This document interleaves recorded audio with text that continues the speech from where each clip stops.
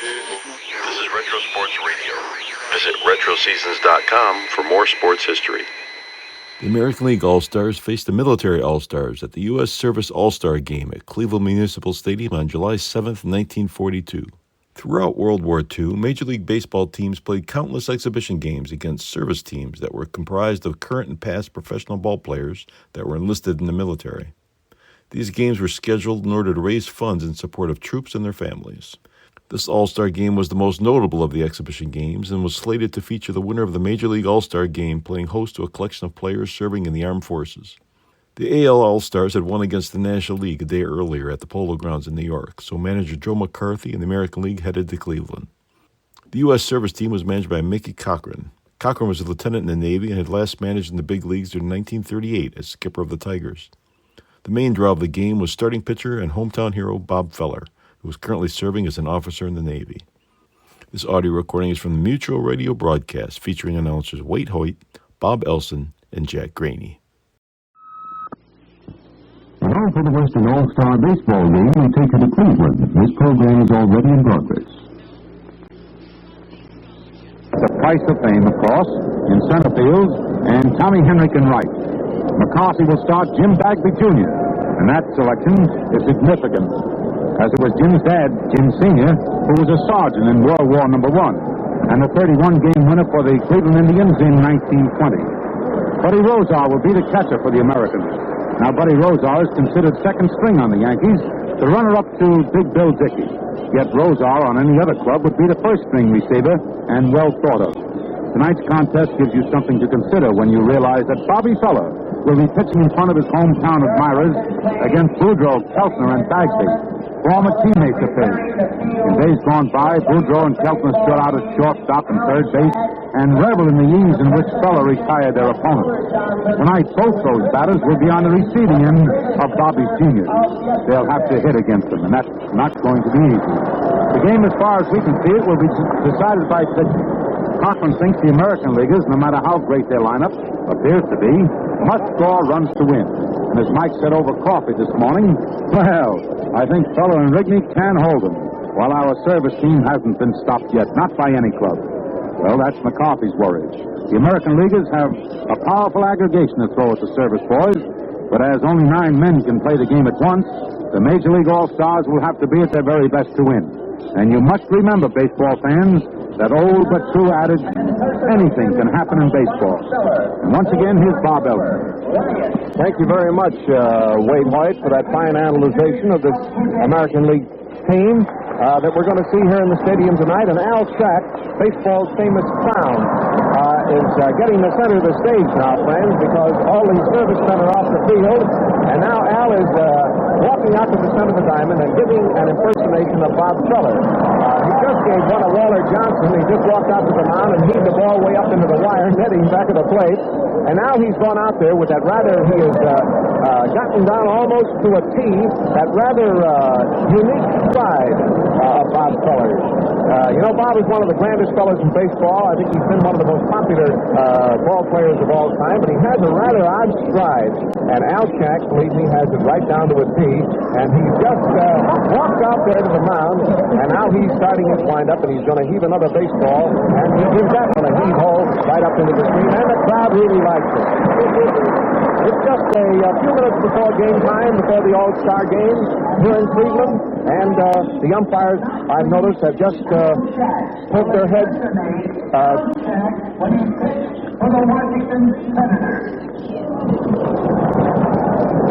He's going to...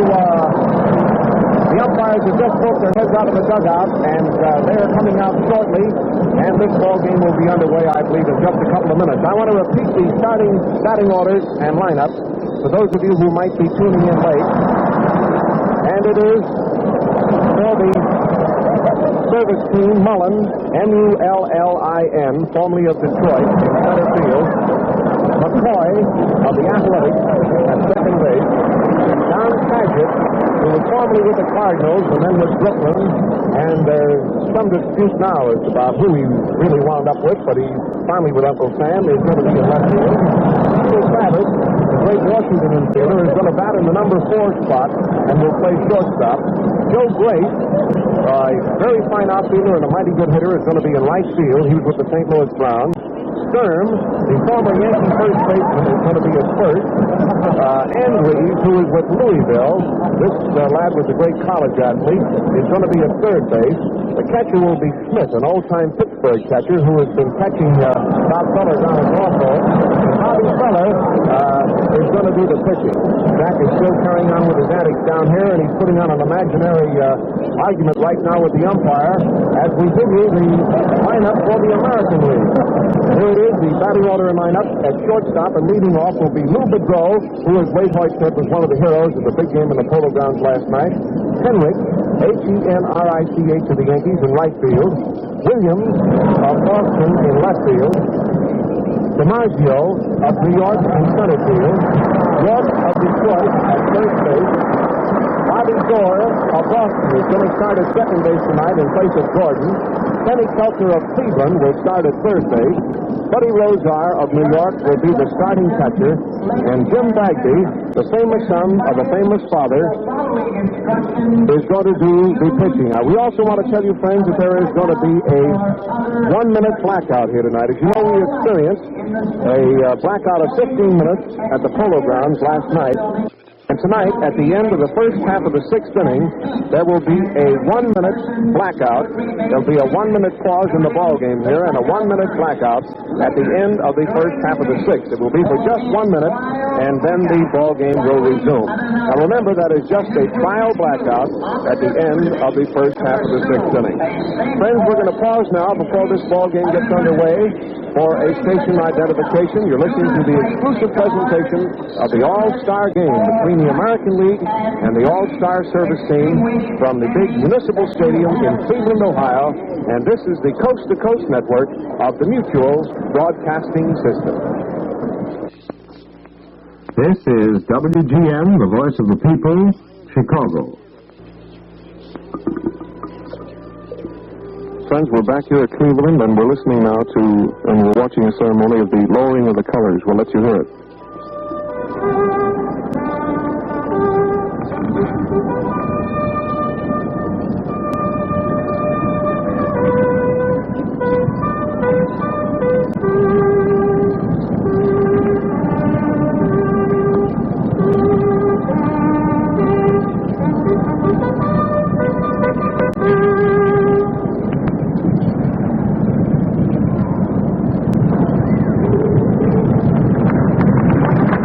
The American flag out there to the left of the scoreboard, which was originally raised out there by the sailors, has just been lowered.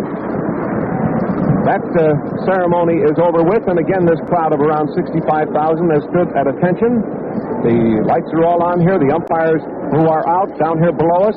By the way, our Mutual Broadcasting vantage point here is very splendid. We're in the upper deck. We're just to the left of the home plate. We have a very splendid spot here to look over this field. Here the umpires coming out onto the field now. And the American League team is stationed to our right, which is back at first base. And the service team is down here to our left. We might tell you, too, that it's a real poke in this ballpark. From home plate to the end of the right field foul line is 320 feet. To right center is 435. To dead center is really a magnificent poke, if anybody could hit it in there, of 470 feet. To left center field is 435. And down the left field line is 320. So both lines are the same. The left field is 320. The right field is 320. Center field is 470. Left center is 435. And right center is even a little bit farther. There's a spot back in there where that center field bleacher has no roof on it that is 463 feet. This is a huge double-deck stadium. It's just a giant place. It's in fact, it dwarfs you when you sit in here and look at it. It's a complete double-deck circle all the way around, except right across in center field, where there is a bleacher with no stand that goes right across the entire center field section. The umpires are up here around the home plate now, talking to the coaches. I see Artie Fletcher up there, and Mike Cochran is up there for the service team. The soldiers and sailors are getting off the field, and the setting now is just about perfect for this great game here in Cleveland tonight. We've already given you the lineup twice, but it's going to be called around to the people here in the stand. And for the first 3 innings in the ball game tonight, we're going to listen to Jack Rainey of station WHK in Cleveland. Jack broadcasts all the ball games here in Cleveland. He's familiar with this stadium, and I know he's going to give you a splendid picture of the first 3 innings of this game. So we're just about a minute and a half to game time, and I know he has some things that he'd like to tell you, so come in, Jack Rainey. Bob, this is the field in which Bob Feller, who is starting for the All-Star Service Team tonight, created a record of 18 strikeouts when he pitched against the Detroit Tigers a few years back.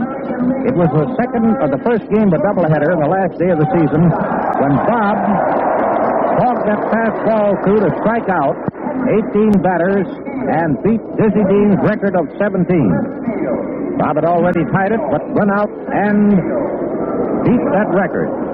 The boys are still around home plate there, going over the ground rules, and the fans are still coming in. The soldiers and sailors are now marching off the field, going up into the left field stand, the lower left field stand.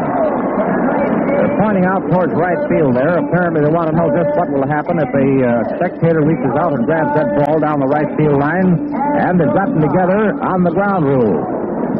In just a moment, the American League players, the American League is the home team tonight, so they're taking the field.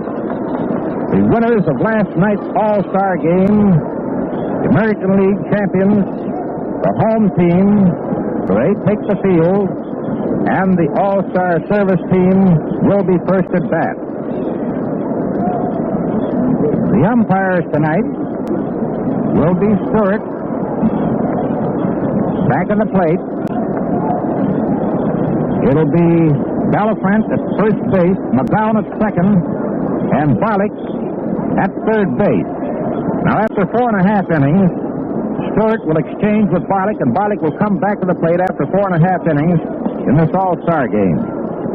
Jim Bagby is out on the mound now, warming up, a big, tall right-hander. And, as Wade Hoyt has already told you in opening, that it was Jim's father who in 1920... the only World Series brought to Cleveland, the only pennant and World Series, Jim Bagby, Sr., who now makes his home in Atlanta, Georgia, won 31 games for the Cleveland Indians.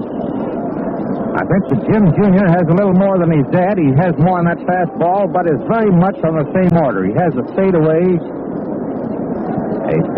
a knuckleball, a fastball, and a curve. And for you fans, naturally we know that a large number of you people listening in wish that you could be present at this great American League All-Star Service Game. However, knowing that to be a physical impossibility, the thought occurs to us that you might be interested in aiding this fine cause by sending in the price of a ticket for your seat at the radio. Our seats are $1.35 and $1.60. And if you're interested, you may send your contribution to the Cleveland Baseball Company, who in turn will see it is added to the combined Army and Navy relief funds.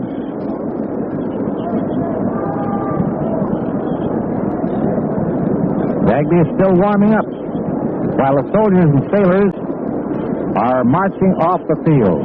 They had cut in the rear of them out in center field as they were lowering the colors, and now out in center field, the one group just starting to march off. The infield taking their warm-up practice. It's Rudy York, playing first base. It's Bobby Dorr at second. It's Boudreaux at short.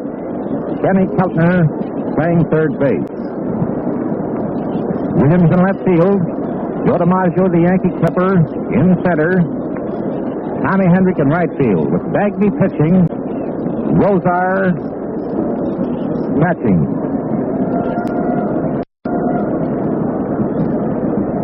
The first man up will be Mullen, a left-hand hitter. This boy Mullen played great ball for Detroit when he was with them. And hit .345. So that he's somewhat of a ball player. And Mickey Cochran tonight has a great array of ball players here lined up against the American League champions. It's not going to be any pushover for the American Leaguers to beat the All-Star Service Team. They're still warming up as the boys are still marching into the stand. Here's the announcement on the umpires. Stewart of the American League back at the plate. Galliphant of the National League at first base. McGowan of the American League at second base. Barlick of the National League at third base. Mullen has a gray uniform on with green socks, white stripes. No number on Mullen's uniform.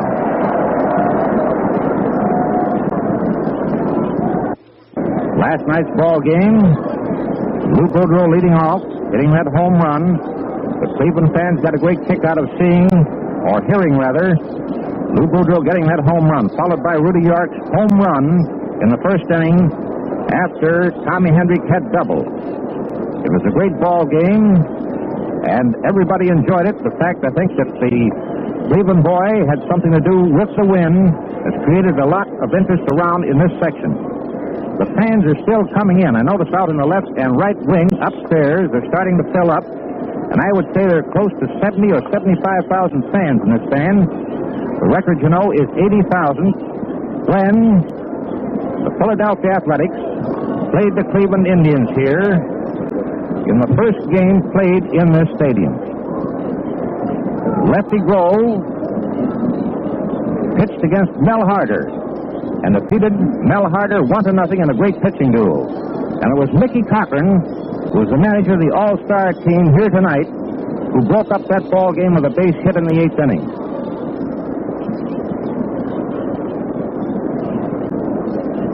Manager Joe McCarthy has changed his lineup at second base tonight. Also back to the plate. Rosar catching with Bobby Dorr at second. Bobby, you know, is right up there in the batting in the American League. All right, the umpire says we better go ahead. The soldiers now lined up against the left field stand, marching into the stands. The umpire says we better start. So in just a moment, we'll be ready to go. There's Rosar's throw down to Dorr at second base.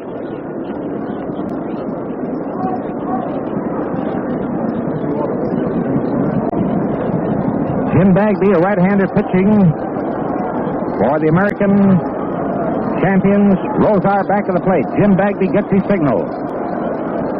Starkey's wind up. Here's the first pitch of the ball game. Here it comes. And it's a hot shot down toward short. Boudreau takes it on the big hop to throw to first. He's out. Boudreau to York on the first ball pitch. One out. Nobody on. And Benny McCoy of the Philadelphia Athletics, the left-hand hitter up. As a matter of fact, the All-Star team, the first 6 batters are left-handers.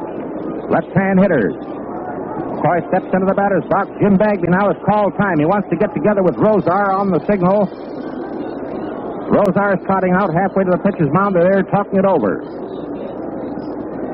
Jim has plenty of different pitches. You know, he has a very sneak fast one. He doesn't take much of a wind-up, and he blows that fast one through. He has a screwball. He has a knuckleball, and a very good curveball. All right, the boys are together. Rosar comes back to the plate, gets down to give the signal. It's McCoy up with one out, nobody on the first half of the first inning. No score. Bagby winds up. Here it is. Ball one, a curveball low and inside. Out on McCoy, 1-0. Bagby gets his signal. He's winding up. Here it is. Ball two, a fastball low and inside on the count is now 2-0. McCoy is a short, heavy-set fellow. Takes a very good cut at the ball, has plenty of power. Here's the windup. Here it is. Ball three, low and inside. A fastball just missed the inside corner, and the count is now 3-0.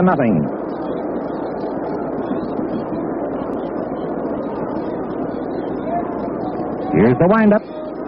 Here it comes. Ball four, low and inside. And McCoy trots down to first base. Number 8, Don Padgett of the St. Louis Cardinals. A big fellow, and I noticed him in batting practice. He takes a terrific cut at that ball. He's a left-hand hitter, steps into the batter's box. It's McCoy on first base. One out. Bagby takes his stretch. Here it comes. Ball one. A fastball just missed the outside corner.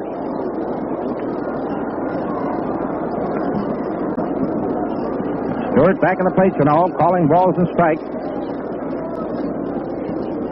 Bagby gets his signal, comes up to pitching position. Here's the pitch. Foul, back to the screen. This boy Paget had a nice cut at that fast one.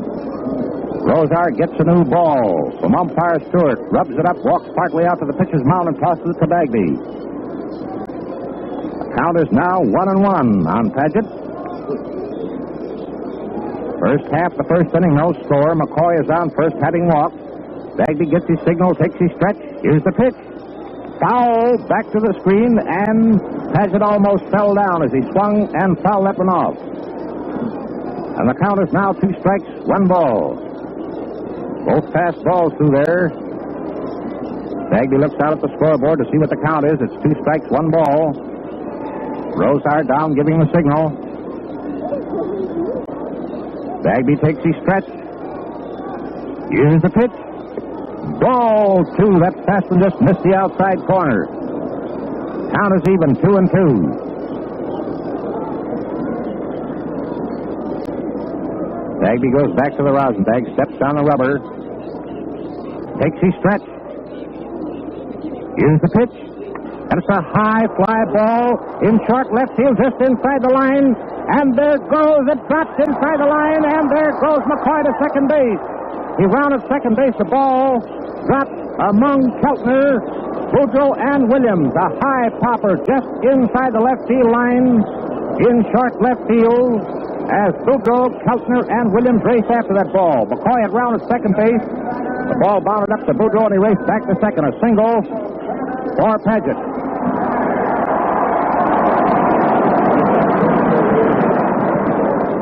That brings up Cecil Travis, the shortstop, a left-hand hitter. McCoy on second base. Paget on first. 1 man out, first half of the first inning, no score. Here's the stretch. Here it comes.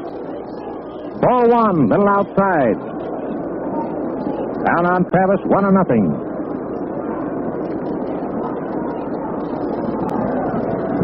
Those Service boys are making a bid for a score in this inning. Here's the stretch. Here it comes. Ball 2, low and inside, and the count is now 2-0. Rosar walks out in front of the plate, snaps the ball back to Bagby. Bagby now gets his signal, takes his stretch. Here's the pitch. Ball 3, a little outside, a fastball just missed the outside corner. The count 3-0.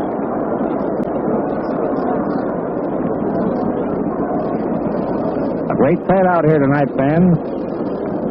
Stand almost filled. Here's the stretch. Here it comes. Ball. Just a moment. It's a ball.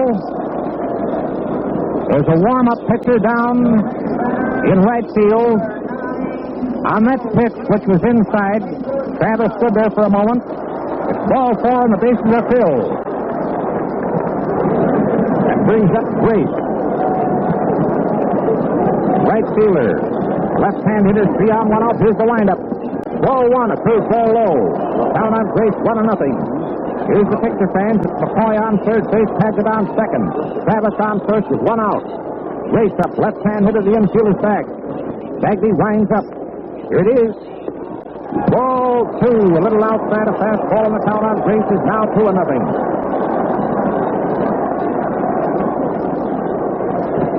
Charlie Red Ruffing starting to warm up down in the American League bullpen.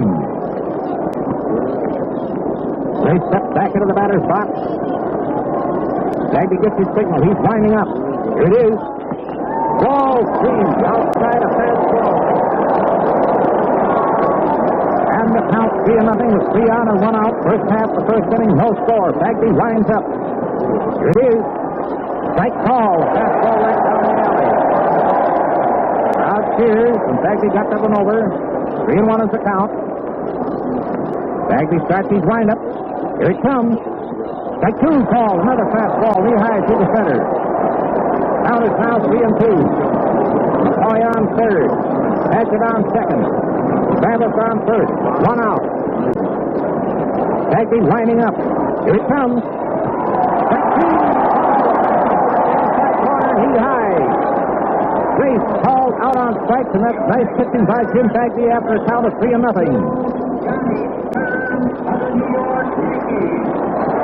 Johnny Sturm of the New York Yankees, the left-hand hitter up.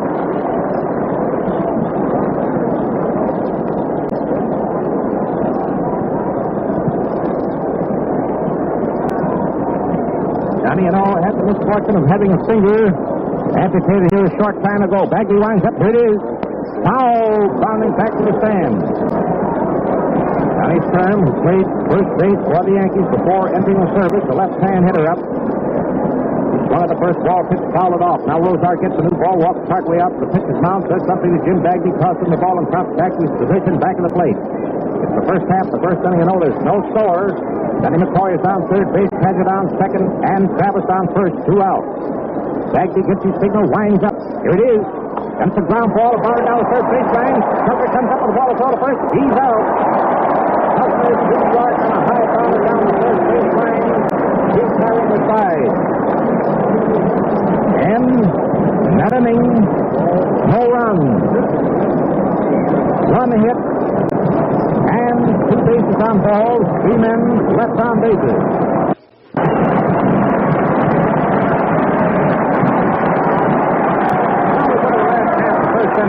Lou Boudreau coming up to bat, getting a great hand. Lou Boudreau will be facing Bob Feller, Bob Feller on the mound, pitching. Bob Feller has always been referred to as a speedball pitcher, and on account of his terrific speed, they have overlooked that great curveball the crowd has. He has a real curveball, one of those that seem to explode. Not so long ago that he was pitching for Cleveland. I saw him with a count of 3-2 on a batter break that curveball on the right-hand hitter, and the right-hand hitter was hauled out sitting on the ground. That's just the way that curveball exploded.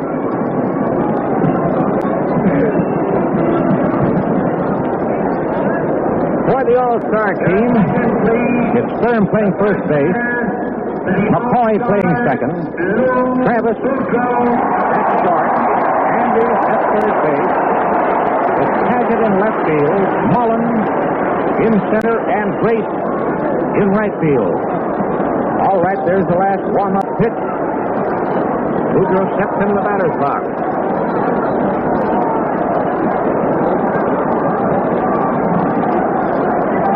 Pitch, caught for Pittsburgh. Lou Boudreau, right-hand hitter, steps into the batter's box. He's leading off for the All-Service team. Last the first inning, no score. Feller winds up. Here it comes. Ball 1. That fast one outside. Down on Boudreau, 1-0.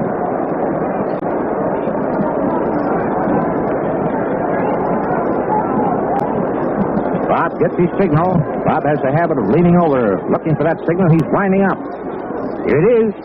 And it's a high fly ball going out of short right center field.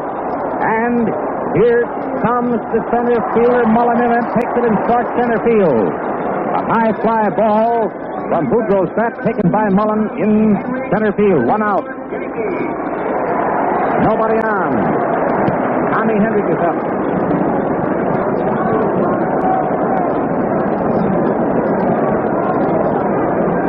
Tommy Hendrick, last night, his first time up, by fast base running, double. Here's the windup. Here it comes. Ball 1, a curveball broke low and inside. The count on Tommy Hendrick, 1-0. Tommy's a left-hand hitter, and has great wrist action up there. Bob Feller, a right-hander on the mound, gets his signal. He's winding up. Here it is. Strike call. Looks like a half-speed curveball that dropped over there. Down on Tommy Hendrick is even, 1-1. Bob takes plenty of time rubbing up that new ball, gets his signal, starts his windup. Here it is. Strike 2, swinging that curveball, broke in around the feet. And Tommy Hendrick started to swing, tried to hold back, but went around. The count is now 2 strikes and 1 ball. Steps down, giving the signal. Bob Feller starts his windup. Here it is. And it's a hot bounder back to the box. It hits Feller on the foot. And the throw is made to first base from short. But Tommy Henry gets headed for a single. Travis going over fast. That ball hit Bob Feller on the toe as it went by over second base. Travis coming over fast. Grabbed the ball, tossed the first, but Hendrick beat it out for a single. Tommy Hendrick on first base, one man out. Ted Williams, the left fielder, is up, a left-hand hitter. Feller takes his stretch. Then steps back off the rubber. All right, he's back on now. Comes up the pitching position. Here's the pitch. Ball one, it's low. Fastball low on a count on Ted Williams, 1-0. Last half the first inning and all. No score. Tommy Hendrick, just single, is on first base. One out, Williams up. Count 1 ball and no strike. Here's the stretch. Here it comes. Strike call. That curveball snapped over the center. Count on Ted Williams is even, 1-1.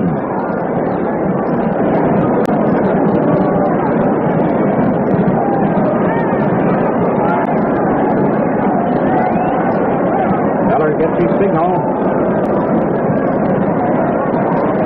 Okays it. Takes the stretch. Here's the pitch. Whoa, two. That's passing. A little inside. Count on Ted Williams is now 2 balls, 1 strike.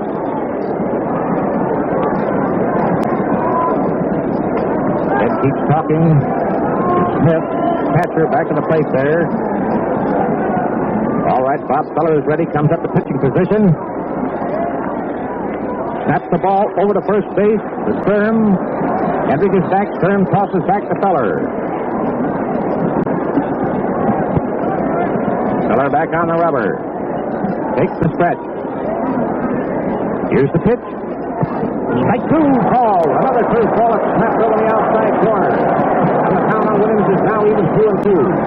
Bob out, goes back to the rosin bag. He's looking around his outfield. Steps down the rubber. 1 out, you know. Hendrick down first base. Williams up, left-hand hitter. The count 2-2. Smith down, giving the signal. Feller takes his stretch. Here's the pitch. Whoa! 3, a curveball low. Count is now 3-2.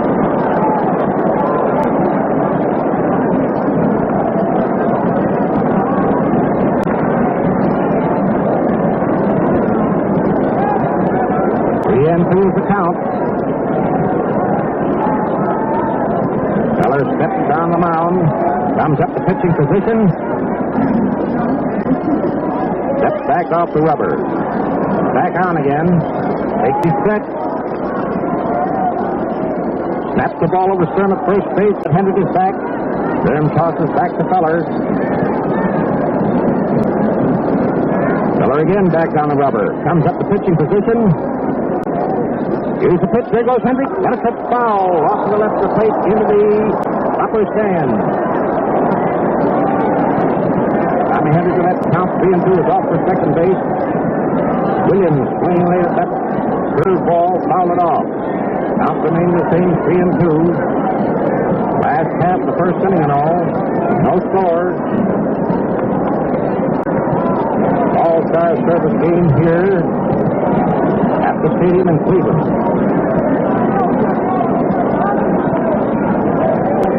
Feller comes up to pitching position. Here's the pitch. There goes Hendrick. Ball for it. High, fastball. Williams walks. Hendrick goes to second. Joe DiMaggio, the center fielder, coming out. A grand ball player and a great fellow. Hendrick is on second base. Williams on first, 1 out. Joe DiMaggio, right-hand hitter, the center fielder up. Vinny Smith down, giving the signal.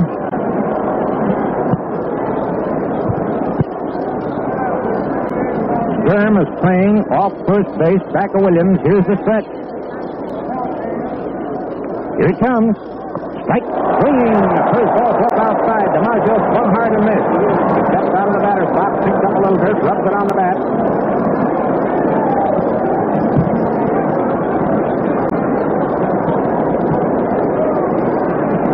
Feller back on the rubber. Comes up the pitching position. Here's the pitch. That's the ground ball back to the box, going out over second. Goes for the ball, it rolls out into center field. And here comes Henrik around third base and scores. Williams sliding into third. A single for Joe DiMaggio right through the box over second base. McCoy racing over to his right. Goes for the ball, he touched it, but it rolled out into short center field. Henrik scoring, Williams sliding into third. And the score is now American League 1 and the All-Star Service Team nothing. That brings up Rudy York. Rudy York, a right-hand hitter, up. Williams on third. Joe DiMaggio on first and one out. The infield is playing back.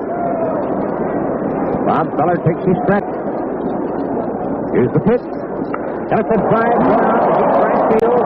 There goes Grace away back near the track under it and takes it, almost dropped it. And DiMaggio all the way over to second base is starting back to first as Williams tracks in, steps on the plate on the score. Is now American League All-Stars 2 and the All-Service Team nothing. York drove deep, a Grace almost to the track in right center field. That brings up Bobby Dorr, the second baseman, right-hand hitter.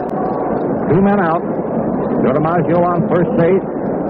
Feller takes his stretch. Here's the pitch.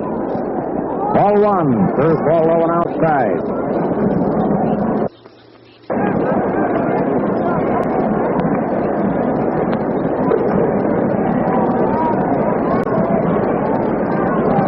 Feller gets his signal, comes up to pitching position. Here's the pitch. That's a high foul ball to the left of the plate. Smith has his mask off, but here comes Anders under it and takes it to third base and takes it down the third baseline. A foul retiring the side. Now we pause for station identification. This is the Mutual Broadcasting System.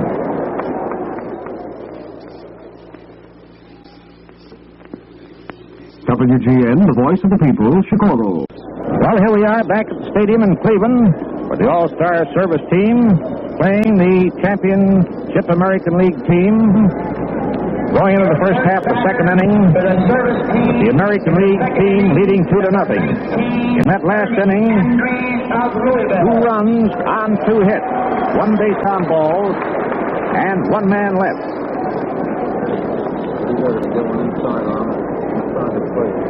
Andrews, the third baseman who caught that last foul ball, a right-hand hitter, is the first man up. He's the first man up to face Jim Bagby, who was on the mound. Rosar back to the plate. Bagby winds up. Here it comes. Ball one, inside a fastball. Andrews, number 19 on his back of his shirt. Bagby winding up. Here's the pitch. Strike call. A fastball up the outside corner. The count is even, 1-1. First half of the second inning. Here's the windup. Here it is. And it's a blind drive foul down the left field line. Into the stand. Slow curve, and Andrews made a fast one out of it. A line drive foul. The count is now 2 strikes, 1 ball.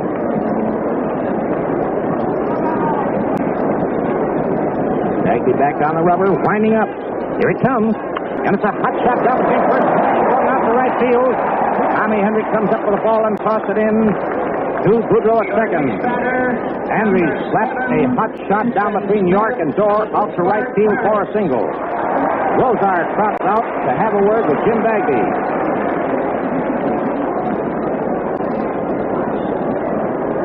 That brings up Smith, the catcher.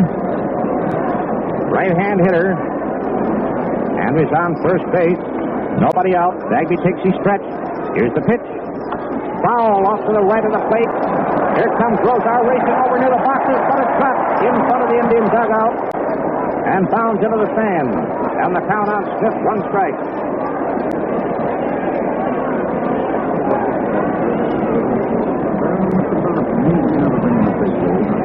Andrews on first base. Boudreau now comes in to have A word with Jim Bagby. First half the second inning and all, the American Leaguers leading 2-0. All right, we're back in position. Bagby gets his signal, takes his stretch. Here's the pitch. Foul back into the upper stand to the right of the plate. Down on Smith, 2 strikes. The new ball is tossed out to Jim Bagby.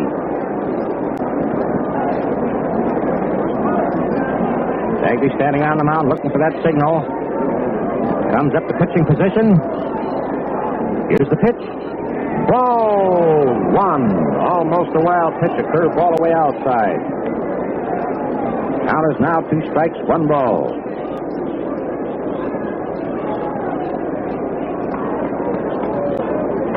Smith down, giving the signal, or Rosar rather. Here's the stretch. Here it comes. Strike 3 call. A curveball at the outside corner. Smith called out on strike. 22, Bob Feller of the Cleveland. And here comes Bob Feller up the bat, getting a big hand.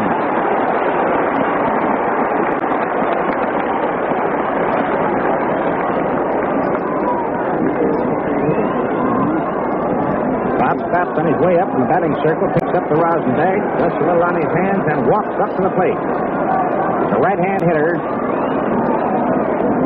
Andrews on first base with 1 out. Jim Bagby on the mound, takes his stretch. Here's the pitch.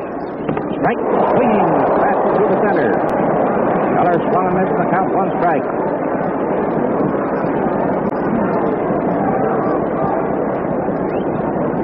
Bagby comes up to pitching position. Here's the pitch. Strike 2 call. Fastball at the outside corner. And the count on Bob Feller is now 2-0.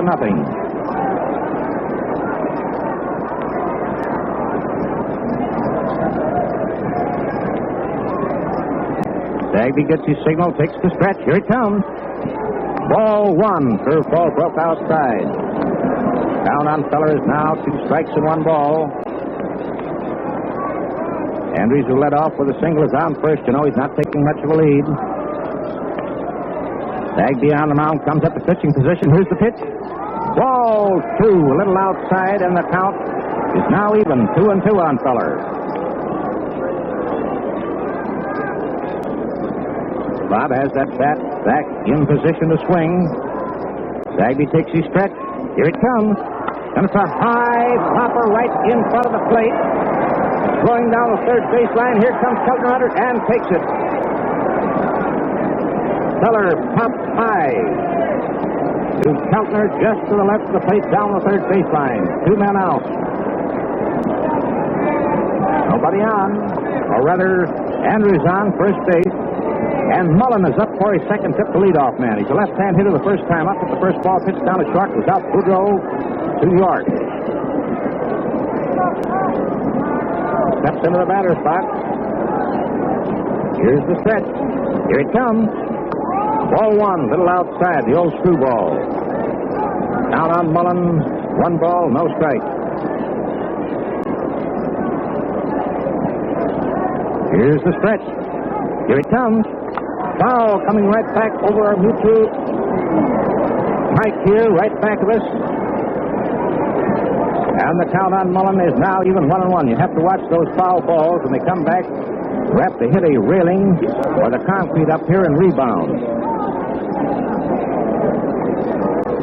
2 balls tossed up. Jim Bagby now, he's standing on the rubber. Mullen up, left-hand hitter, the count 1-1 with 2 outs. Andrews on first. Bagby gets his signal, takes the stretch. Here it comes. Strike 2 call. A fastball at the inside corner, knee high.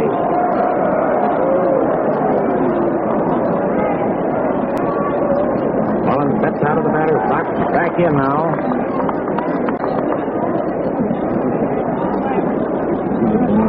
Bagby comes up to pitching position. Here's the pitch. Ball 2. The old screwball away outside. Count is even, 2-2. On Mullen, the center fielder, left-hand hitter with 2 outs. Runner on first. Here's the stretch. Here it comes. And it's a line drive. Center fielder lifts a base hit. Williams going out fast, and he pulls it down. A line drive to left center field taken by Williams. This boy Williams covers a lot of ground out there. He doesn't look as if he's covering much, but he lopes after that ball. He pulled that line drive down from Mullins' bat, retiring the side. And in that inning, no runs, one hit.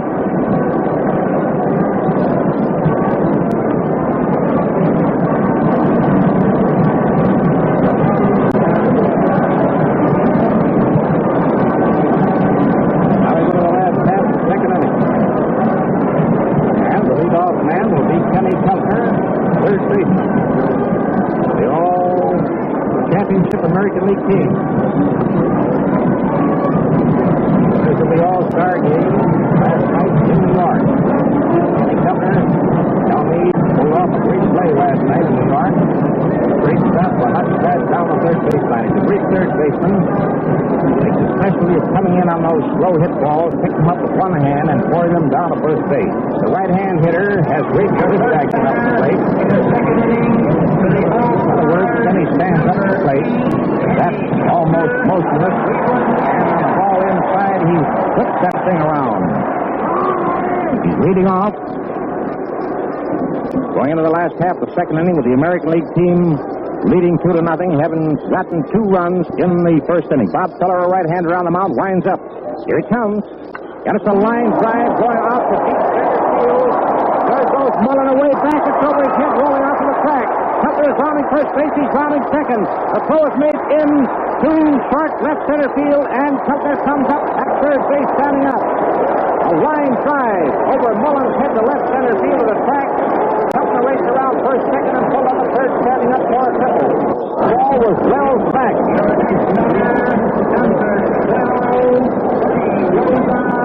The New York Yankees. Buddy Rosar, catcher of the New York Yankees. Right-hand hitter steps into the batter's box. Jumps around third base, nobody out. Infield is about halfway in. Feller winds up. Here he comes. Strike call. The first ball pitched the third ball snapped over the center. There's a little activity now down in the All-Star Service Team bullpen in left field. Rigney starting to warm up. A right-hander. Feller gets his signal, winding up. Here it is. Ball one. A sweeping curveball outside. Count on Buddy Rosar. Right-hand hitter is even 1-1. Gelson around third and nobody out. Smith down giving the signal. Bob Feller winds up. Here's the pitch. Ball 2, a fastball outside. Rosar started but held back on that one. Count is now 2 balls, 1 strike.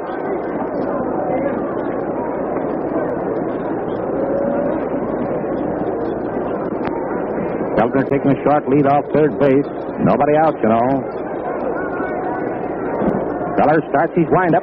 Here's the pitch. And it's a hot shot down between short and third, going out to left field. It's a base hit. A single, and Keltner cut in from third. Adjutant tosses the ball into second base. A single for Rosar, a hot shot down between. And that's all.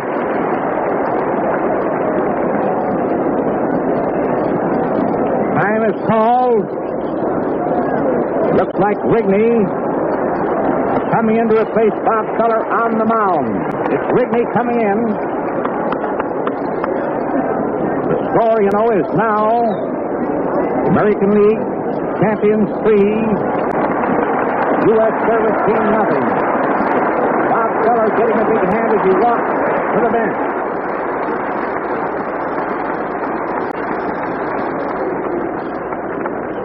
Well, Rigney now is out. Start his warm-up pitches. And while Bob Feller was on the mound in the first inning, Tommy Hendricks singled.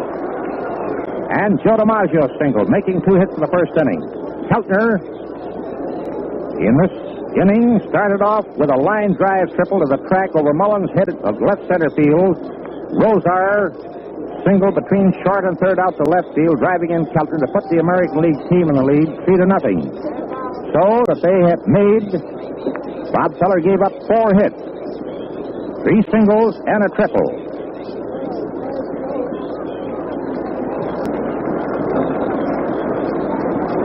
And we're changing catchers, too. Frankie Pitlack is coming in to replace Smith. Back at the plate for the All-Service team.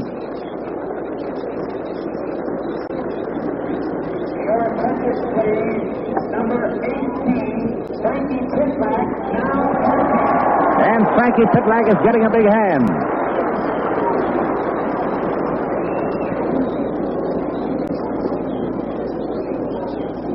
So the battery now for the All-Star team, All-Star Service team. Rigney pitching, Pitlack catching. It's Rosar on first base, you know. Nobody out. Jim Bagby, right-hand hitter up. Rigney takes his stretch. Here it comes. Foul, and attempting to bunny foul that one back to the stand. The count on Bagby, 1 strike. Frankie Pitlack tossed the new ball out to Rigney. Rosar on first, you know, with nobody out. Last half of the second. American League leading 3-0. Rigney gets his signal, takes his stretch. Here it comes. Ball 1, low and outside. Out on Bagby is now even 1-1.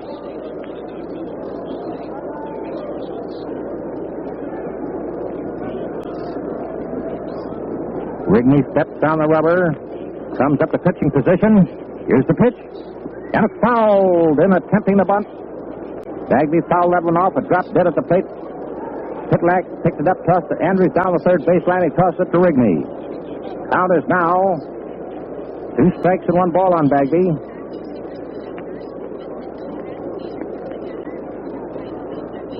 All right, we're back in position. Rigney takes his stretch. Here it comes. And it's strike 3 and attempting the bunt. The throw is made down to Sturm at first base. And Rosar is out. On the throw, Pitlack to Sturm. Going over that play again, Bagby up with a count 2 strikes and 1 ball. And the next pitch he attempted to bunt, he missed. And Frankie Pitlack flipped that ball down to Sturm, who tagged Rosar sliding back to first. 2 men out. Nobody on. Lou Boudreau is up. Boudreau, the first time up, flied high to Mullen in short center field. Boudreau, right-hand hitter up. Rigney winds up. Here it comes. Strike call. That's fast one. And Johnny seems awfully fast out there. Right down the center. Rigney gets his signal. He's winding up. Here it is. And it's a slow bound in front of the plate. Foul. Get the plate and bound it out. Foul. Pitlack picks it up. Tossed it to Sturm down to first base. He tossed into Rigney. The count is now 2 strikes on Lou Boudreau. Boudreau up for the second trip with 2 outs. Nobody on. Rigney gets his signal. He's winding up. Here it is. Foul back to the press box. Count remains the same on Boudreau. He swung late at that fastball. Just got a piece of it. Rigney gets his signal, starts his windup. Here it is. Ball 1 over the head, and Boudreau went to the ground. Rigney's working fast out there. The tall, slim boy has plenty on that fastball tonight. Little Frankie Pitlack down giving the signal. 2 out, nobody on, you know. Last half the second, the American League team leading 3-0. Here's the windup. Here it comes. Ball 2, a curveball outside. Count is even on Boudreau, 2-2. Rigney winds up. Here it is. Ball 3, a fastball over but high. 3-2 is the count. Rigney winds up. Here's the pitch. And it's a fly ball going out to short center field. And here comes Tomajuan and takes it. Or rather, Grace in and takes it. Or rather, Mullen. Pardon me, Mullen takes it in short center field. And that retires the side. Boudreau flying to Mullen in short center. And in that inning, 1 run on 2 hits.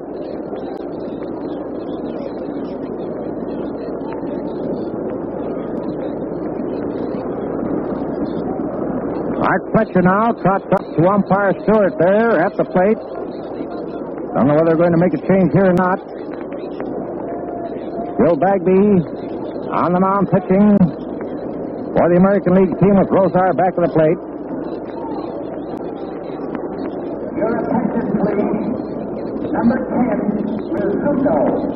shortstop. Rizzuto playing short instead of Boudreaux for the American League team. Little Rizzuto, short, heavy step boy that races around and bounds around and fields that ball.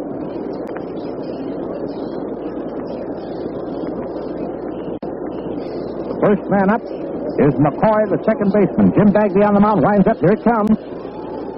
Ball one, a little outside a fastball. McCoy up for his second trip. First time up, walk. Here's the windup. That's a high foul over our heads here. Coming right down.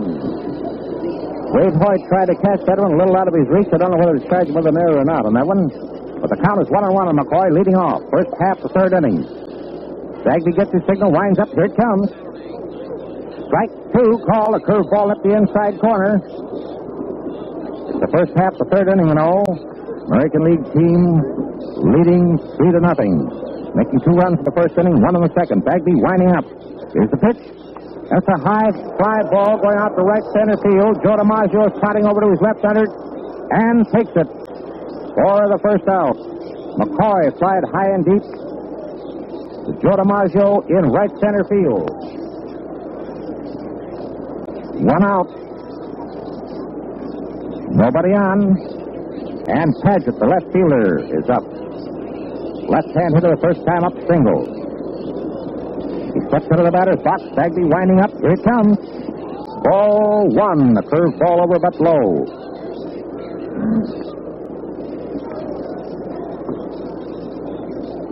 Rosar down the signal. Bagby winds up. Here's the pitch. Foul. Back to the screen. The old screwball up there. Paget out ahead with his swing. Fouled it off. The count is even 1-1.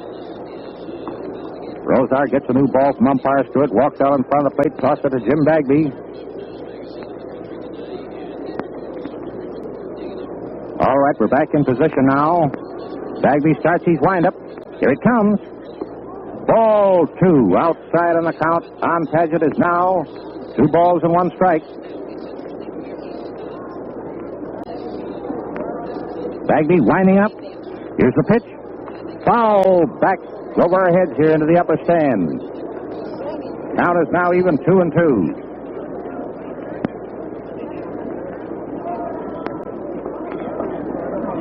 Paget steps out of the batter's box. Back in now. There's 1 out and nobody on, you know. First half, the third. American League team leading 3-0. Bagby winds up. Here it is. Ball 3. The old screwball just missed the outside corner. Jim, you know, mixes them up very well, Jim Bagby. That screwball to the left-handers. He's back on the rubber. The count's 3-2. He's winding up. Here's the pitch. Foul back to the screen. And umpire Stewart tosses that new ball out to Bagby.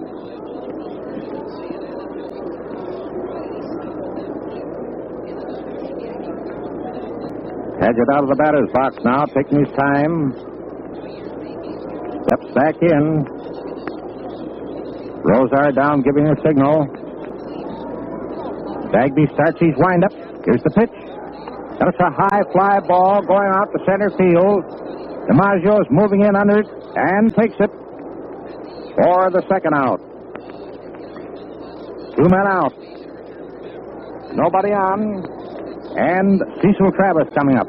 Travis, the first time up, walked. 2 putouts for Joe DiMaggio in this inning. Travis, the left-hand hitter, steps into the batter's box. First half, the third inning. 2 outs. Nobody on. American League leading 3-0. Here's the pitch. Ball 1 outside. The old knuckleball missed the outside corner. Bagby gets his signal, starts his windup. Here's the pitch. Gets a line drive down the left field line. It's a base hit rolling out to the wall. It bounds off the wall. There goes Travis around first base. Williams comes up with the ball and shoots it in to Rizzuto in short left field. He tossed it in to Keltner. A double for Travis. A line drive just inside the left field line out to the stands.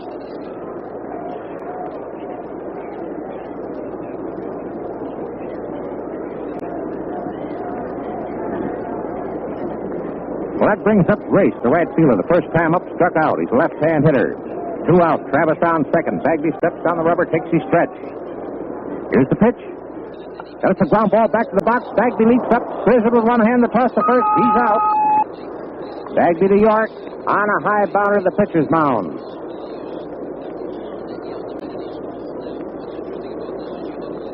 Now we go to the last half of the third inning. And before the third inning starts, we might pause for station identification. This is the Mutual Broadcasting System.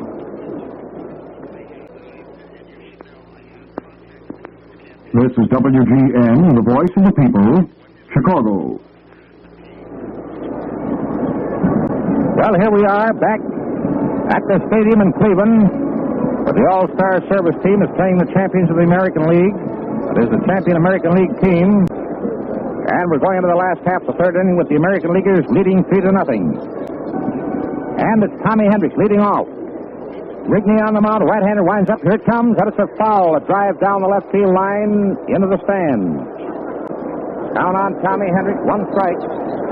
Tommy Hendricks, his first time up. Bob Feller on the mound, slashed a single through the box. He's up for his second trip. Count 1 strike. Rigney, a right-hander on the mound, Pitlack back of the plate. Rigney winds up. Here it comes. Ball 1, little outside a fastball. Count is even on Tommy Hendricks. Rigney gets his signal, winds up. Here it is. Ball 2, little outside, and the count is now 2 balls, 1 strike. Last half of the third inning with the American Leaguers leading 3-0. Rigney winds up. Here it comes. Ball 3. A fastball just missed the outside corner. 3-1 is the count.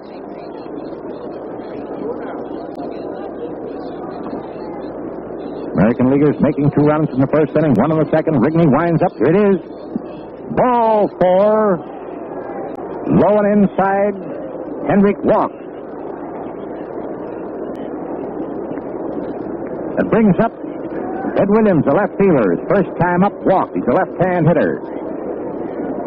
He steps into the batter's box. Hendrick on first base, nobody out. Rigney takes his stretch. Here's the pitch. Ball low. A curve ball on the count on Williams, 1-0.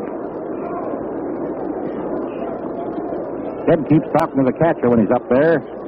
He throws the ball back to the pitcher. Rigney takes his stretch. Here's the pitch. Ball 2, a tie. And the count is now 2-0. Now Rigney walks partway in to have a talk with Frankie Pitlack.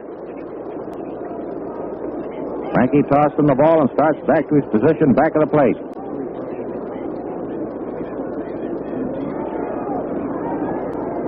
All right, we're back in position now. Williams up, left-hand hitter. Hendrick on first, nobody out. Rigney takes his stretch. Here's the pitch. Ball 3, it's low. And the count is now 3-0.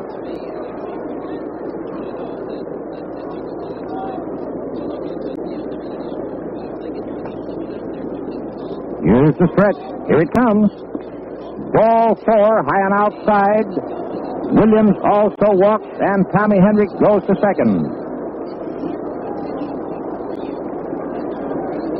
Well, that's 2 bases on balls, and we have runners on first and second, nobody out. Last half of the third inning. The American Leaguers leading by a score of 3-0. And Joe DiMaggio comes up. Joe, the first time up, slapped the single over second base. The right-hand hitter steps into the batter's box.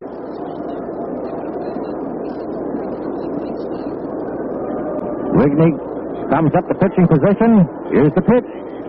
Ball 1, low. Fastball on the count on DiMaggio, 1-0.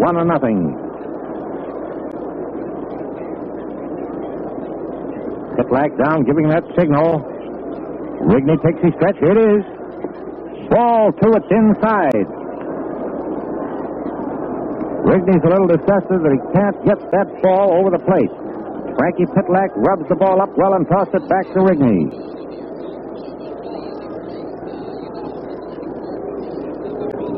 Joe DiMaggio up, right-hand hitter, the count 2 balls, no strikes. Hendrick on second, Williams on first, nobody out. Here's the stretch, here it comes. And it's a high foul ball down the third baseline. Andrews coming over under it, waiting for it, and takes it back of third base. A high foul from DiMaggio's bat.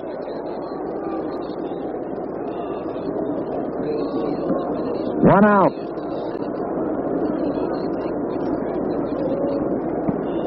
And Woody York is up.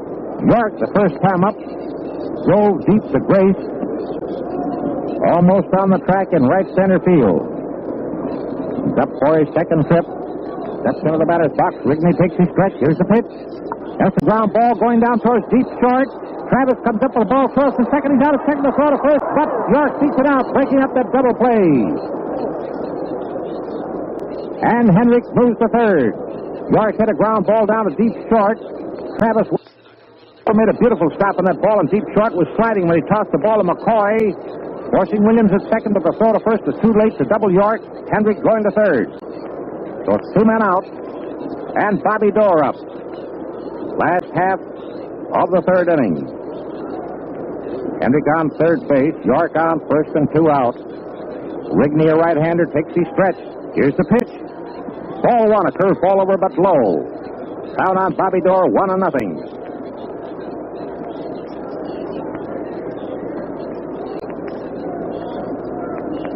Pitlag down, giving a signal. Rigney takes his stretch. Here it comes. Strike swinging. A curveball low and outside. Dorr swung and missed. The count is even, 1-1. American Leaguers leading 3-0. Last of the third inning. Hendrick on third. Williams on first. York on first. Here's the pitch, but it's a high foul coming back into the upper stand. It hits the top of the stand and bounds down into the lower boxes. Very seldom that a foul ball hits up that high. That hit right by the lights and bounded down into the boxes, and the count on Bobby Dorr is now 2 strikes and 1 ball. Rigney standing out on the rubber looking for that signal. Comes up to pitching position. Here's the pitch. And it's a fly ball going out the left field line. And here comes a left fielder and makes the catch. In left field, Paget coming over fast to make that catch in left field, retiring the side. And now we go into the first half of the fourth inning. The American League team leading 3-0. The Americans making 2 runs in the first inning and 1 in the second. And now we turn you over to a fellow who was a great pitcher for the New York Yankees a few years ago and is now the baseball broadcaster in Cincinnati of station WKRC, Wade Hoyt. Thank you, Jack. And we're going into the top half of the fourth inning. Pitching for the All-Stars. And Sid Hudson of the Washington Senators is coming in to pitch for the All-Stars. Sid is a fastball pitcher, a right-hander, and a youngster. He has great possibilities in this league of becoming one of the great stars. He'll be out there on the mound, big, tall, right-handed, very solid, very compact, very strong. Fastball pitcher, pitched in an All-Star game a couple of years ago.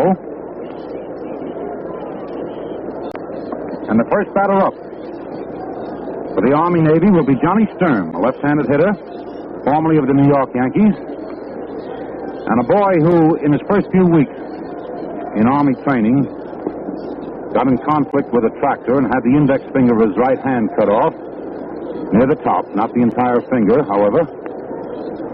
Told me this morning that it was a little bit tender.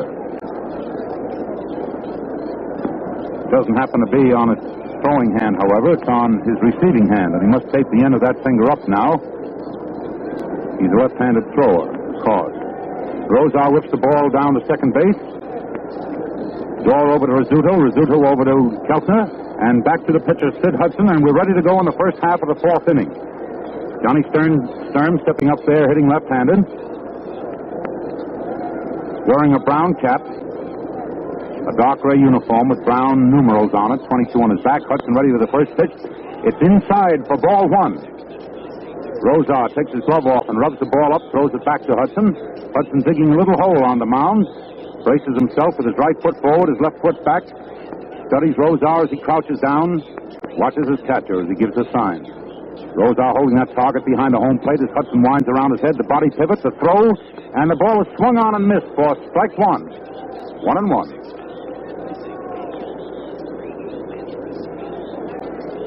Johnny Stern backs out of the batter's box, and the American League All-Stars are playing him very normally.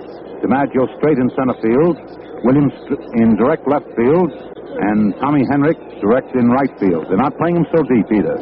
Hudson around his head, the body pivot, the step and the throw, and the ball is low, a curve ball which misses for ball 2. 2-1. Hudson has those little nervous gestures on the mound, digs a little hole every time, smooths the dirt back to cover up. The gain is purchased. He digs in with his spikes. He winds once around his head. He pivots, throws, and Stern takes outside for ball 3, and the count goes to 3-1. And the crowd senses a little bit of drama right here. I know that they're all pulling for this service team to get started. They had their big chance in the first inning with 3 on base and 1 out when Joe Grace took the 3rd strike. I know that all the fans here and all the fans around the country were sort of pulling for this service team to get started. Hudson now around his head with 3-1. The pitch is inside for ball 4. And Johnny Stern jogs down to first base, rounds the bag, and there's old Sergeant Hank Gowdy coaching down at first, and big Lieutenant George Earnshaw, formerly of the Philadelphia Athletics, coaching at third.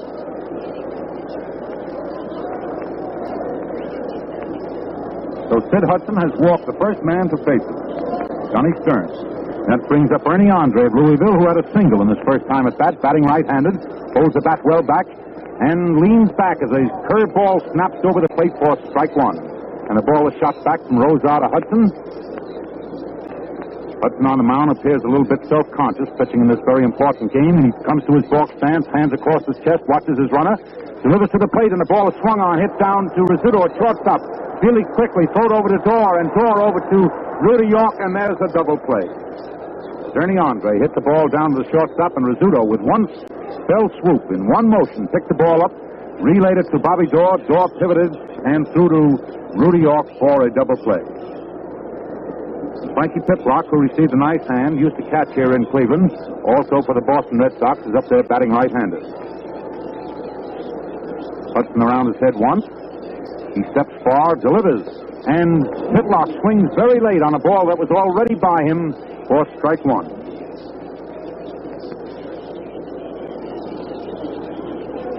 Ball is back in his hand, and he dangles it. He dangles his arm down by his side. Hudson winds once, very loose wrist. Throws, the curved ball bounces in the dirt, and Rosar catches it with his glove hand, just backhands it to stop it from going back to the screen for ball 1. 1-1.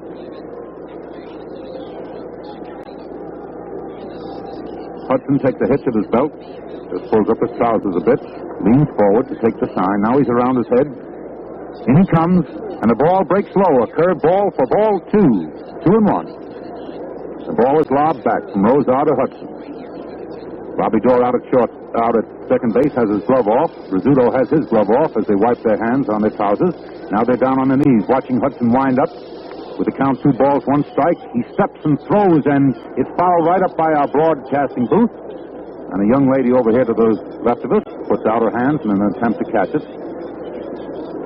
The crowd sort of gives her a cheer as she reaches out for the ball. And the count goes to 2-2. 2 strikes and 2 balls. Hudson with a new ball rubs it up, touches the rosin bag, grinds it between his bare hands to take the gloss off it. And he comes back in the pitching rubber, drops his left foot back. The wind-up, the step, and the throw, and it's outside. A curved ball misses outside for ball 3, and the count is run to 3-2. One of the American League All-Stars is dashing down in the bullpen. Hudson leans forward as he starts his wind-up. He cuts a fastball loose, and it's hit slowly on the ground to the third baseman, and Ken Kelton comes up with the ball, throws on the hand over to first base, and Rudy York takes it with his gloved hand, a one-hand catch for the third out. And so for the Army-Navy, in the first half of the 4th inning, there were no runs, no hits, and no one left on base. And in 4 turns at bat, the Army-Navy have had no runs, 3 hits, and 5 men left on base, and there has not been an error made by either team so far in this ball game. And you know, fans, naturally, we know that a large number of you people listening wish you could be present at this great American All-Star Service Team game. However, knowing that to be a physical impossibility, the thought occurs to us that you might be interested in siding in with this fine cause by sending in the price of a ticket for your seat at the radio. Now, these seats are $1.25 and $1.60. And if you are interested, you may send your contribution to the Cleveland Baseball Company, who in turn will see that it is added to the Combined Army and Navy Relief Fund. And believe me, it's a great cause. And you'll never miss that little pittance that you send in to these boys.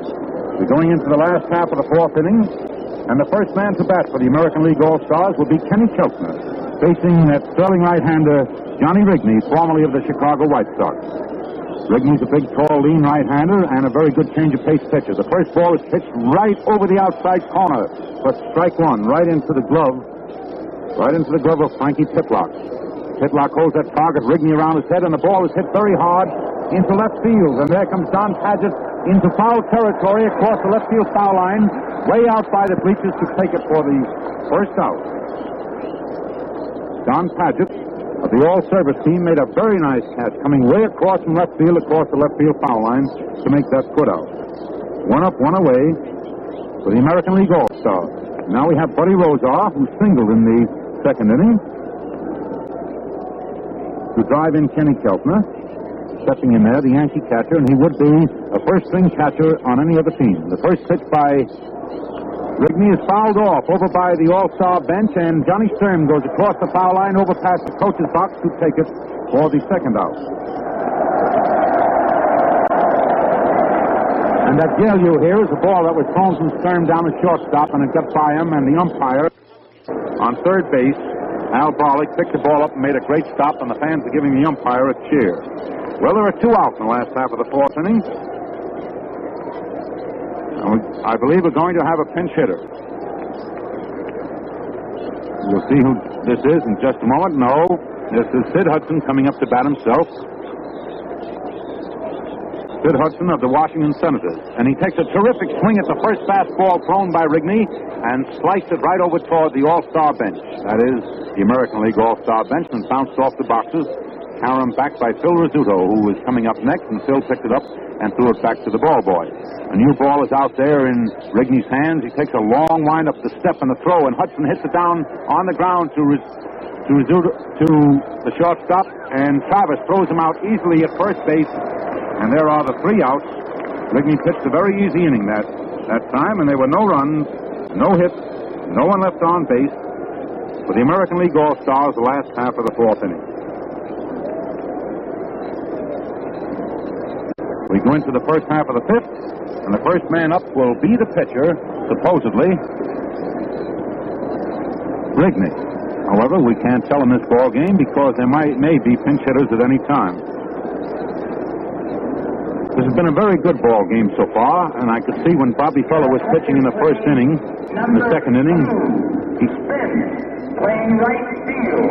Number 2, Spence, playing right field. And Stan Spence of the Washington Senators, a very fine-looking prospect for the American League, also of the Washington Senators, is playing right field for the American Leaguers. As we were saying, Bobby Feller in the early innings, in the first and second innings, came home. He came to Cleveland, and he seemed as though he was just a bit self-conscious, appearing before his hometown fans once again. He was trying so hard to please and so hard to make good here this evening.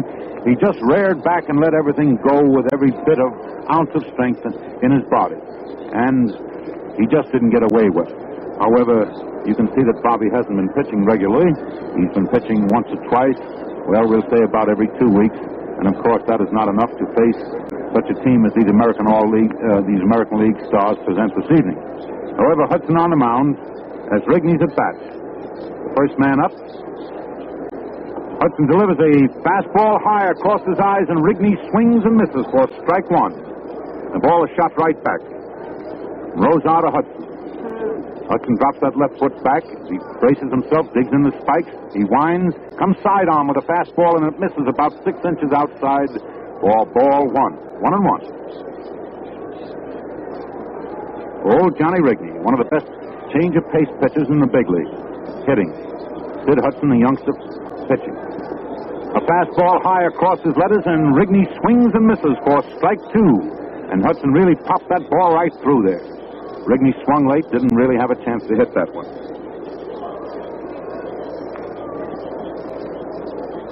Hudson taking his sign as Rosar sits down behind the bat and holds that glove over the outside corner. Hudson pitches for the target, and the ball is fouled off back into the right field section of the grandstand for the same count, 2 strikes and 1 ball.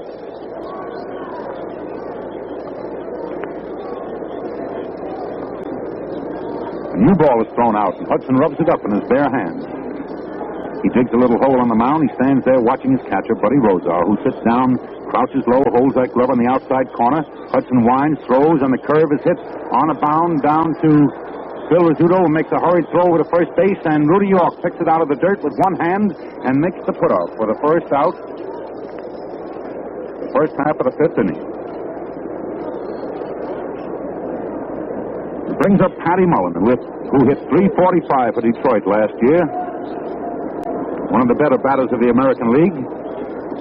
Steps in there hitting left-handed.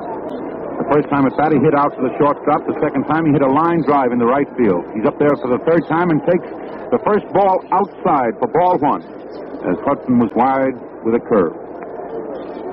Shelton at 3rd is playing in for a bunt, protecting.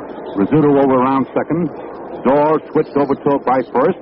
The ball is pitched by Hudson and foul right above us for strike 1, and the count goes to 1 strike and 1 ball, and there's 1 out.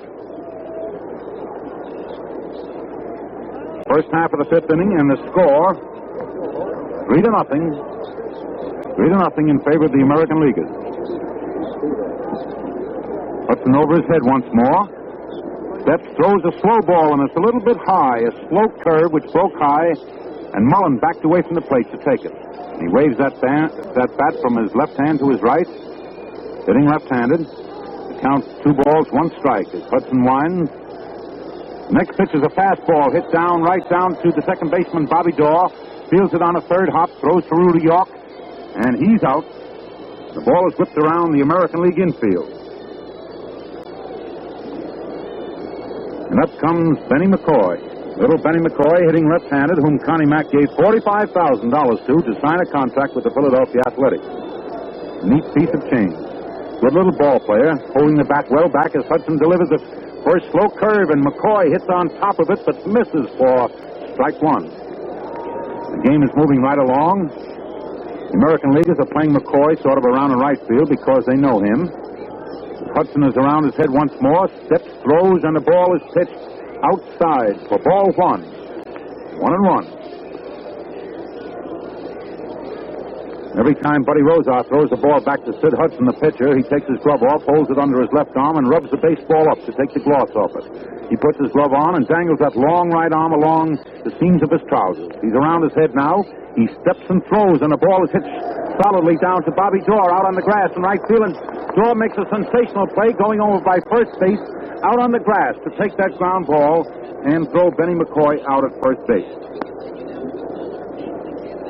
So the first half of the 5th inning ends with the Army-Navy having no runs, no hits, and no one left on base. In 5 turns at bat, Mickey Cochran's all-service crew have had no runs, 3 hits, and 5 men left on base. And it's been a very good ball game for the reason that there have been no misplays in this contest. There have been no errors by either side.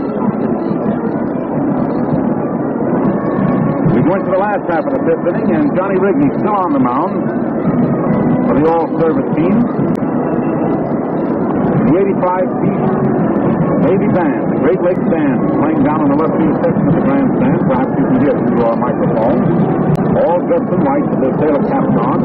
The field presents a very pretty picture. The stand almost filled to capacity. If some of you fans have ever been in the Yankee Stadium, you might get sort of a topography picture of this stadium here in Cleveland, because it resembles the Yankee Stadium, although it's not triple deck, just a double deck stand, with both the left wing of the grandstand and the right wing run way around into right and left field. Umpires, Barrick of the National League behind the plate, McGowan of the American League on first base, Balafant of the National League on second base, Stewart of the American League on third base. You probably have heard the public address system announce the change in umpires, as is the custom after 4.5 innings. And Al Bollock of the National League is going to umpire behind the home plate. Bill McGowan of the American League is going out to first base. Lee Bauenfant of the National League is umpiring at second base, and Stewart of the American League, who was umpiring balls and strikes, at third. Rigney around his head to Rizzuto, and Rizzuto dumps a bunt down at third base foul line. Rigney overfields it fast, and the throw to first base is very quick, and he's out on a great sensational play by the pitcher, Johnny Rigney, who came in over by the third base foul line, fielded that ball, a bunt by Johnny Rizzuto with one hand, Phil Rizzuto, with one hand, and quickly from an underhand throwing position, threw over to first base and retired Rizzuto. That looked almost like a perfect bunt. That was Rizzuto's first time at bat, and brings up Stan Spence, the left-handed batter of the Washington Senators, an outfielder. And Pollock, who never fails to entertain the spectators, called a strike one on Stan Spence with a loud and vociferous cry. Strike two as he waves dramatically like John Barrymore behind the home plate, and he's really giving it to the fans, and the fans are enjoying it. As Rigney's around his head again and throws a slow curve which is fouled off down into the bullpen of the service team. The count remains 2 strikes and 1 ball with 1 out. The last half of the 5th inning, and the All-American League is leading 3-0. Rigney's taking the sign from his catcher, Frankie Pitlock. Pitlock holds the glove, and the pitch is made, but it's fouled off into the upper deck for the same count of 2 strikes and no balls. Really, this Al Pollock behind the home plate is really doing a job of umpiring. He's giving more gestures down there than, well, we'll say W.C. Fields. Stan Spence, a great outfielder for the Washington Senators, hitting left-handed with the count 2 strikes, no balls as Rigney pitches, and the ball is sliced down by first base, down by third base, and Rigney going out after the ball attempted to pick it up one-handed to the right of the mound, looked at his runner, but took his eyes off the runner and fumbled the ball for the first error of the ball game. Now I see that the official scorer over there has given Stan Spence a hit instead of giving Rigney an error. So there is a hit for Stan Spence.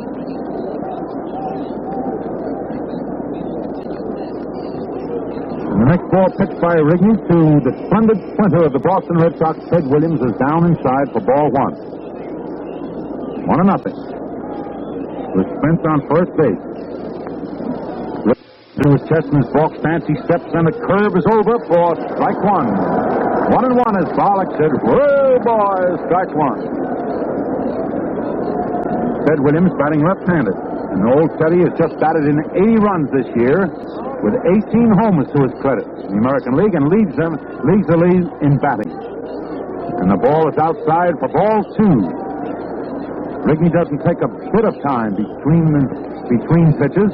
Just as soon as Frankie Pitlock gives him the pitching signal, he comes right to his chest and throws. So there's Stan Spence on first base, Williams the hitter, and he takes ball 3 low and inside, and he danced away from the plate on that one. The count goes to 3 balls and 1 strike with Spence on first base, 1 out, the last half of the 5th inning, and the All-American League is leading 3-0. Williams up there looking for that triple. He takes it outside for ball 4. And Spence goes to second base. Williams goes to first base. And that's the third base on balls given up by Johnny Rigney in this ball game. And brings up the Joe DiMaggio of the New York Yankees, who has 1 hit in 2 times at bat this evening. He had 2 hits in an All-Star game in New York last evening. He has 1 out of 2 tonight. Hitting right-handed, feet spread well apart, bat well back. Rigney pitches, and Joe takes a low curve outside. Frankie Pitlock had to skip outside of the plate to take that one. Rigney has the ball back in his hands, and he's looking at his outfield. And Padgett in left field is playing pretty well around toward the foul line. Mullen in center over toward left, and the pitch is made, and DiMaggio rifles the ball down at Andre. Andre over to McCoy. McCoy over to first base, and Stern takes it for a double play as Joe DiMaggio hits into a double play to end the 5th inning. Andre, the third baseman. Andre, the third baseman, to Benny McCoy at second base, over to Johnny Stern, and we'll pause momentarily for station identification. And this is the Mutual Broadcasting System. WGN, the voice of the people, Chicago. Going into the first half of the sixth inning, Sid Hudson still on the mound for the American League All-Stars. Hank Gowdy walking down there to first base, and the first batter will be, for the All-Service team, will be Don Padgett, formerly of the St. Louis Cardinals and lately of the Brooklyn Dodgers. Padgett left the Brooklyn Dodgers early this spring to join the Navy. He's a power hitter, a fairly good hitter to left field, tremendous power to right field. He's sort of a convertible ball player, one who can play the outfield and also catch. Down in St. Louis, they use him a good deal as a catcher. However, he prefers to play the outfield, and of course, he's gotten his wish since he joined the Navy. He's playing in left field for the All-Service team tonight. A left-handed batter, power hitter. He had a single the first time up and flew out to Joe DiMaggio in center field the second time up. He's up there now in the leading off the first half of the sixth inning. His third appearance at the plate. Crouching low, watching Sid Hudson as he stops his windup. Hudson's first delivery bounces into the plate, and Buddy Rozar takes it on a pickup, hands it back to Al Bollock, who looks the ball over, then throws it back to Sid Hudson. And Phil Rizzuto at shortstop figures Don Padgett as a right field hitter is playing him way around towards second base. Keltner playing him way out of position at third, around towards second, too. The ball is hit right back on a high hop to Sid Hudson in the pitcher's box, who throws it over to Rudy York for the first out. If that ball had gotten over the head of Sid Hudson, it might have continued on into center field for a base hit, and Sid Hudson was forced to jump very high to take it in his gloved hand. However, there's one up, one away for the All-Service team, the first half of the sixth inning. Cecil Travis, who has a base on balls and a double to his credit, is up there now for the second man. Hudson around his head, pitches inside to Travis for ball one. And of course, Travis used to be a teammate of Sid Hudson's down there in Washington, so the boys know each other very well, and of course, Sid Hudson knows that Travis is a great ball player. Hudson around his head, delivers a slow curve right over the outside corner of the plate. Just broke over there nicely for strike one. And it's a pleasure to watch Buddy Rozar down behind the bat as he shifts around, first inside, then outside, and holds that glove for his pitcher. Now he's holding the target. Sid Hudson throws another slow curve, and it's a line drive hit right into the hands of Ken Keltner at third base. A solid smash right into the gloved hands of Kenny Keltner at third base for the second out. Travis really caught a hold of that one. They didn't fool him any on the ball. He really laid the meat of the bat on it. However, it was right at somebody. That brings up Joe Grace, a left-handed hitter, formerly of the St. Louis Browns, who struck out once and hit back to the pitcher once. However, he's a good hitter. Hudson delivers, and Grace leaps high over the ball like a little girl playing jacks to get out of the way of it. For ball one. 1-0. Hudson around his head, steps, slow curve is over for strike one. 1-1. The game is moving very swiftly. Joe Grace swinging left-handed, chokes up a little on the bat, spreads his feet, watches his pitcher. A ball and a strike, and gives gestures and waves and dances around there. An Indian war dance. The next pitch is hit hard out into left field, and it just misses foul for about 5 feet, and the count remains 2 strikes and 1 ball. First, that ball was hit down along the left field foul line in fair territory, curved at the last minute, and just went foul about 5 or 10 feet. Teddy Williams was over there very fast after the ball, and I imagine if the ball had been fair, Teddy Williams would have caught it. So Joe Grace must come back to the plate and hit over again. Sid Hudson taking the sign from Buddy Rozar. He winds around his head once. The step, the throw, and the curve ball, which swings around the plate for ball 2. 2-2. 2 out. First half of the sixth inning, and the All-American League is leading 3-0. Hudson around his head, throws, and the ball is hit foul down the third base foul line for the same count. 2 strikes and 2 balls as Big George Earnshaw fields it and throws it back into the pitcher. That's baseball ethics, of course. Hudson rubs the ball up, blows in his pitching hands, takes the sign from Buddy Rozar. Rozar holding that target low outside as Hudson comes down low for ball 3. Count is 3-2 on Joe Grace. Third man up for the All-Service team. First half of the sixth inning. Big Sid Hudson on the mound, winds, Steps and throws, and the ball is hit foul in the air over by the all-service bench. Shelton comes over right by the bench and makes a great put-out for the third out. And Joe Grace popped up. So for the all-service team at the start of the sixth inning, there were no runs, no hits, no one left on base. And in 6 turns at bat, the all-service team has had no runs, 3 hits, and 5 men left on base. There has not been an error made by either team here so far this evening. A very clean ball game. The ball game has been very fast. And just at the moment, we're going to have a 1-minute blackout, which is the custom here in Cleveland. It's just a trial blackout, however.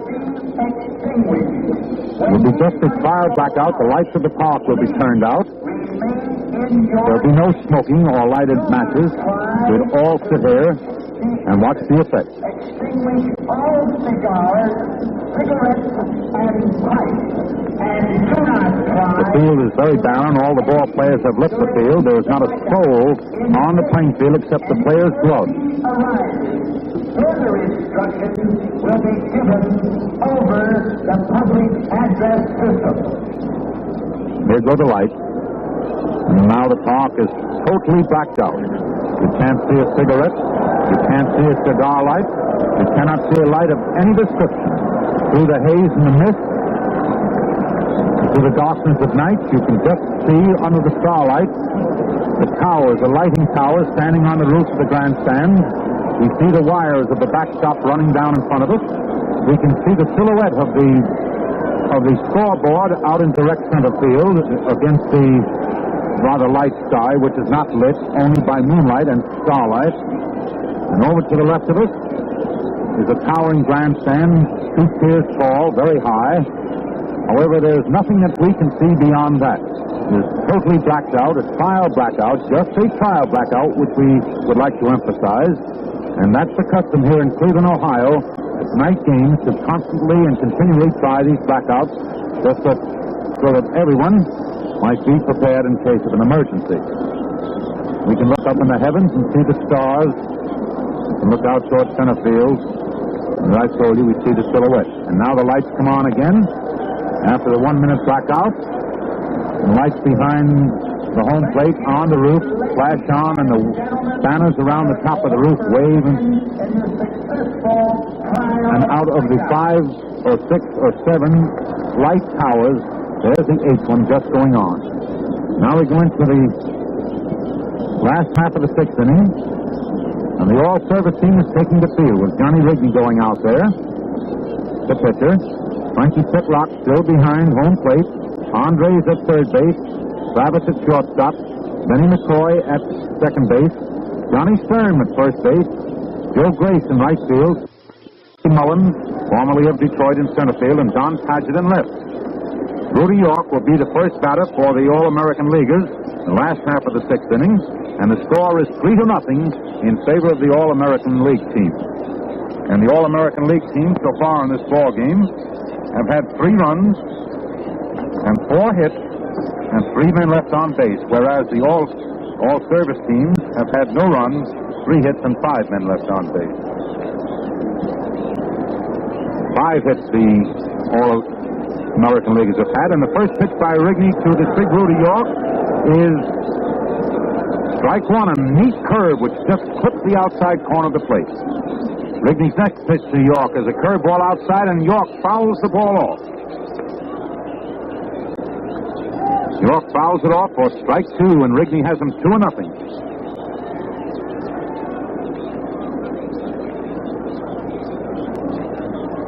Rigney around his head, steps, comes out of the side by the way of Kansas City and pops the ball up behind the catcher. It might drop in the grandstand, and Pitlock tries to make a very brave catch, running into the boxes over there to the right of the plate, and falls against the boxes, but he's just a little bit late and cannot catch the ball. The count is 2 strikes and no balls. Pitlock goes back behind the home plate, and Rudy York hands him his mask. Now Bollock, the very demonstrative umpire behind the home plate,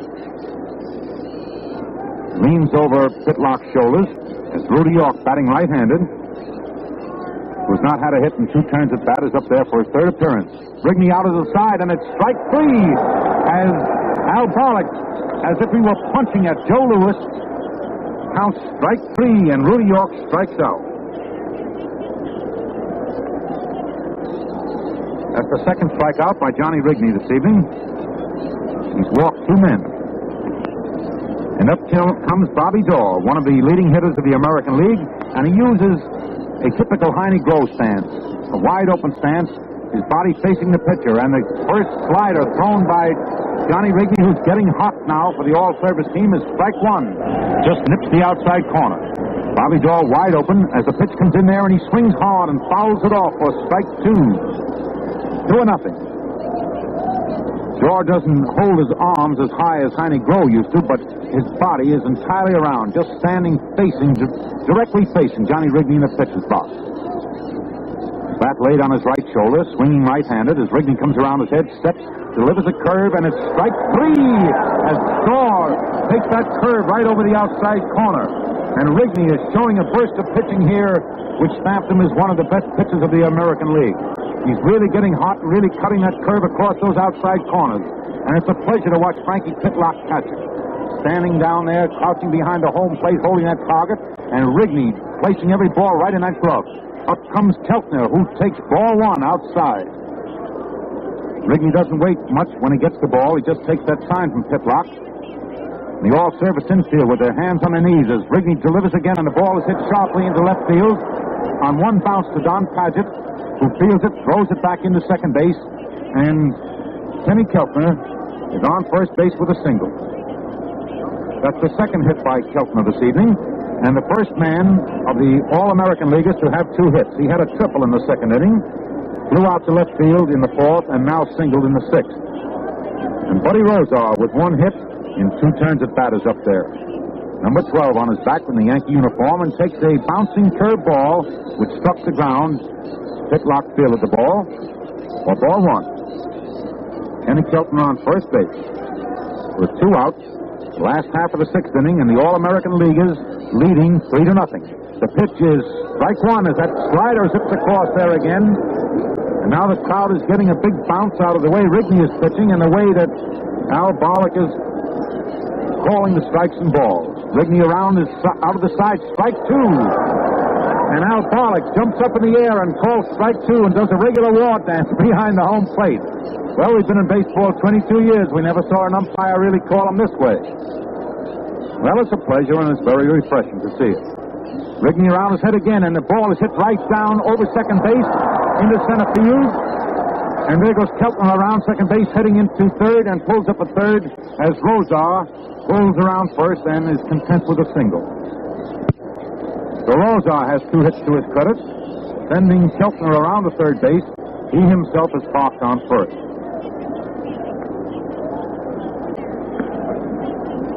And Sid Hudson, who's been doing a nice job of pitching for the All-American Leaguers, comes to bat.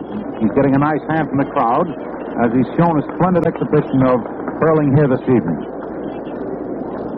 Make no mistake about it, this All-Service team is a good ball club. Give any team in the big league a battle. I dare say if they had a few extra reserves, they'd finish third in any league. And the ball is hit on the ground by Hudson down to third base. Andre's up with it, throws over to first, and Johnny Sturm, reaching way into the infield, takes it for the third out. And so for the All-Stars, the American League All-Stars, the last half of the 6th inning, there were no runs, 2 hits, and 2 men left on base. And in the 6th innings that the All-Stars have been to bat, the American Leaguers have had 3 runs, 7 hits, and 5 men left on base, and they have not made an error. We're going now into the first half of the 7th inning. And our good colleague and friend from Chicago, Bob Elton, will pick it up from here and bring you through these last innings. Thank you very much, Wade. And good evening, fans. We've been seeing quite a ball game here as Wade White and Jack Rainey, my colleagues here in Cleveland tonight, former baseball players and our baseball broadcasters, have done a fine job of telling you just exactly what's happened. The score is 3-0 in favor of the American League over the Service Team All-Stars as we go into the first half of the 7th. Down the line here to my left, the Navy Band from the Great Lakes, one of the finest musical aggregations in America. is striking up a note as the American League gets out there on the field. I notice another change now in the lineup. McQuinn, the great first baseman of St. Louis, is going down to play first. Let's see, at second base, there's Dorr. At shortstop, Rizzuto. At third base, Keltner. Left field, Williams. Center field, DiMaggio. Right fielder is still Spence. That's the only change. And here's from the two hitters. McQuinn is playing first base, and the first man to bat for the service teams is going to be the first baseman, Johnny Stern, the left-handed hitter, who the first time bounced out and the second time walked. He's a left-hand hitter, and he's facing a right-hand pitcher, Sid Hudson, a tall, thin, wiry sort of fellow, and really a good pitcher. Here comes the first pitch. It's a ball. It's low inside, and the batter, Johnny Stern, backed away. The American League outfield is playing this hitter straight away, and not too deep. Now, you remember Stern with the Yankees. He never had a reputation as a long ball hitter, but he was one of those sharp hitters over that infield and through that infield. There is a smash to right field, a line drive, and Dorr jumped up to try to get it with one hand but couldn't head it off.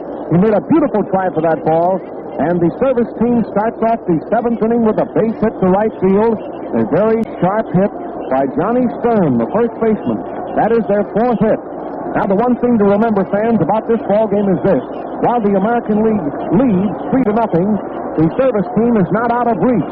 They're trailing by just 3 runs. Here's the right-hand hitter, Andrews, up. There's the first pitch, and it's high and wide for a ball. Andrews has been up twice. The first time he singled, and the second time he hit into a fast double play. He's a big, stocky right-handed kid, and he's a good hitter. Pitcher getting all set again. Here's the next one. There's a swing at a slow change of pace pitch in around his waist, and he fouled it. It rolls on the ground to the right of the plate, and the count is 1-1. As you can hear from the noise here in this big stadium at Cleveland, the crowd is pulling for the service stars to do something. They want to see them really get back into this ball game. They almost got off in front here in the first inning when they had the bases loaded with 1 out. Now the pitcher's getting all set again. Here's the next one, and Andrews swings. There's a drive into left center field. It may be. It is a hit into left center field, and it puts runners on first and second. A drive into left center field. Teddy Williams was coming over fast, and I thought he might get through that ball. It just dropped in front of him in left center, and it's a base hit.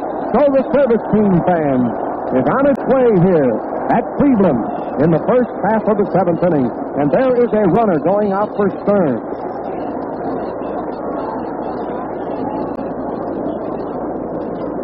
There's a runner going out. Now you'll hear the announcement. Hayduck is going to play.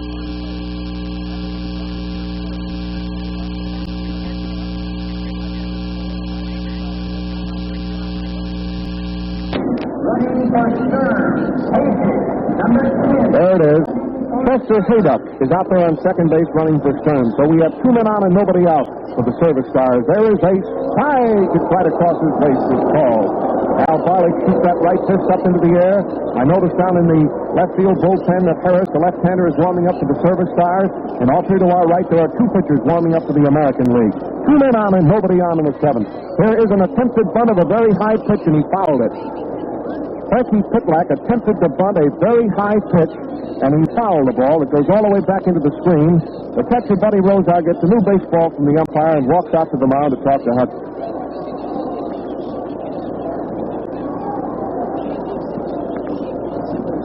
Hayduck is out on second. Andrews is on first with his second hit of the night. There's nobody out, and little Frankie Pitlack is up in the batter's box right down here below our neutral booth. Hudson gets all set. Here's the next pitch, an inside pitch. It's been very close, and he has to jump to get out of the way.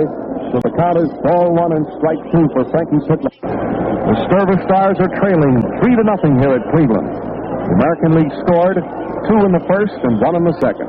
Hudson gets set again. Here's the next pitch, and there is a swing and a miss, and he struck him out. Frankie Pitlack went all the way around trying to give that ball a ride, and he struck out.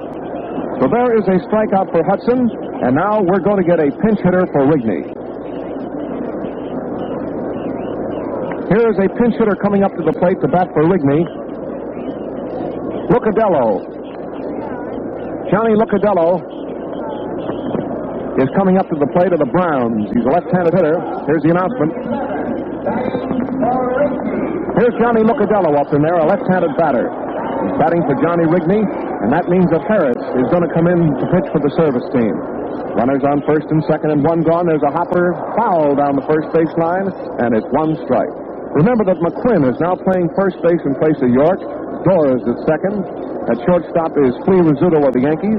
At third base is Kenny Keltner. It's Williams in left field, DiMaggio in center field, and Stan Spence of Washington in right field. The battery is Sid Hudson, the pitcher, and the catcher is Buddy Rozar, who has gone all the way for the American League team.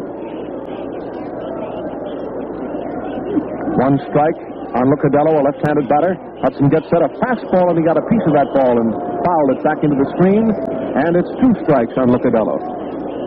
Next man to come up will be the leadoff man, Mullen, the center fielder who has been up 3 times without a hit. The service team is connected for 2 hits here in the first half of the 7th to run their total for the night to 5 hits. A hit in the first, a hit in the second, a hit in the third, and 2 in the 7th. Now he's all set again. Here's the next pitch, and there is a ball. It just missed the outside corner, a tantalizing curve ball that Lucadelo was tempted to go after, but he didn't, and it's ball 1 and strike 2. The American League outfield is playing straight away.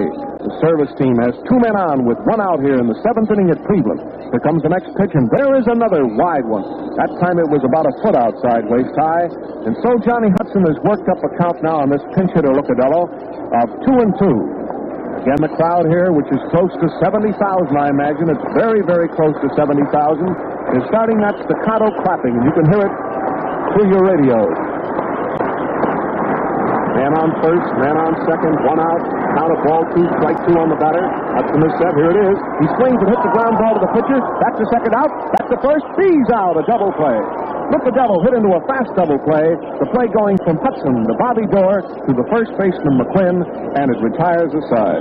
And so, fans, in the first half of the 7th inning for the Service Stars, there were no runs and there were 2 hits. Lucadelo hit into a fast double play, pitcher to second to first. And now this ball game is going into the last half of the 7th. Hayduck is going to first base. We're going to get a new pitcher coming in from the bullpen down here to our left. The service team is taking the field. I believe that we're going to get a new center fielder, too. I believe that Chapman is going into the outfield. The great center fielder of the Philadelphia Athletics, I believe, is going into the ballgame. While we're watching for these changes, I believe that we'll pause briefly for station identification. You're listening to an exclusive broadcast of the Service American League game from Cleveland, the All-Star game, the second All-Star game, and this is the Mutual Broadcasting System. This is WGN, the voice of the people, Chicago.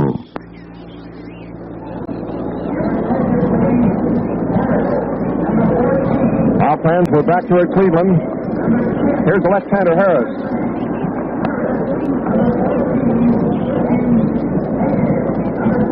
Morris Mickey Harris from the Army. He's stationed in the Panama Canal Zone. He was formerly with the Boston Red Sox. He reached the Boston Red Sox in July 1940 after only 2.5 years in the minors. He won 4 and he lost 2 for Boston. Last year he won 8 games and lost 14. He's a tall left-hander. He stands about 6 feet tall. And there's been a lot of publicity about Harris because, as you know, he was flown up here to take part in this game, and everyone was anxious to see him get into it. And he's getting into it now in the last half of the 7th as the pitcher for the service team. Now the first man to face him, a right-hand hitter, is the leadoff man, Rizzuto, and there is a swing and a miss, and it's 1 strike. Hayduck is playing first, as we told you. Hayduck is at first. McCoy is at second. Travis is still at short. Andrews is at third. Sam Chapman is in center field in place of Mullis. Here's the next pitch, and there was a slow, tantalizing curveball across his shoulders. The batter went for it and missed it, so it is 2 strikes on Rizzuto. The American League batting in the last half of the 7th. They're leading 3-0 in this ball game over the Service Stars, who are really giving them a battle. Harris gets set again. Here's the next pitch, and there's a drive down the right field line. It's going to be a hit. It's going to be an extra base hit. It's bounded way back there against the wall. Rizzuto's on his way to second. The right fielder firing the ball in, and he slid past second base, but he gets back in there. Rizzuto running around second base slipped, but he got up in time to get back into second base with a double, just as the service team was getting ready to put that ball on him. Rizzuto slipped going around second base when it looked like he might try for the triple. He got up and slid back into second. So it is a two-base hit for Rizzuto. That's his second time up and his first hit, and is a total of 8 hits for the American League. It brings up a left-hand hitter, the right fielder Stan Spence. There's a man on second base, and there's nobody out here in the last half of the seventh. Harris is getting a sign. Here's the pitch, and there's a throw to second base, and Rizzuto goes to third, head first, and he's in there safely. A delayed steal of third base by Rizzuto. The batter attempted to bunt that ball. He missed it. The catcher Pitlack threw to second, and Rizzuto tore to third and slid in safely. It's a clean steal of third. The play went from the catcher to second base to third. So there's a man on third now for the All-Stars.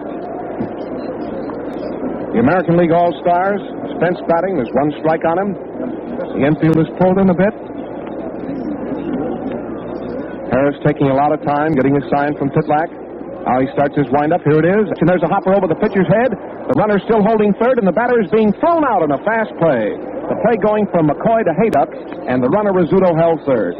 I thought that he might possibly break for the plate on that ball because it was a slow bounding ball over the pitcher's head to the second baseman McCoy.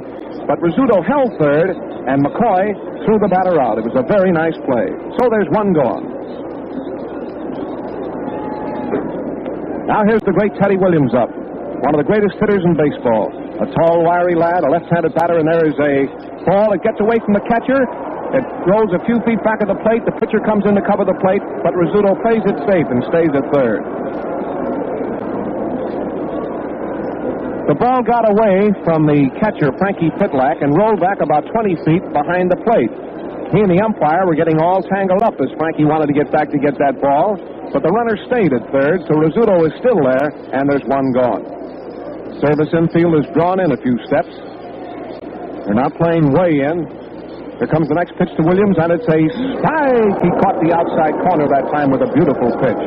Boy, that was a sharp curveball. It just whipped in over the outside corner, and it's a called strike. And so we have it 1-1 on Teddy Williams. A man on third, one out here in the last half of the seventh at Cleveland with the American League ahead 3-0. Harris is set, and there is a very sharp breaking curve that was a foot outside at the knee. And Frankie Pitlack had to go way outside to get it. The outfield is playing Williams just a shade to the right, and they're plenty deep for this boy. As you know, he's one of the best long ball hitters and also one of the best sharp hitters in baseball. He can drive that ball between them. Here comes the next pitch, and Williams takes a ball. It missed the corner just at the knee, and it's ball 3 and strike 1 for Williams. The American League would like to get this additional run in from third.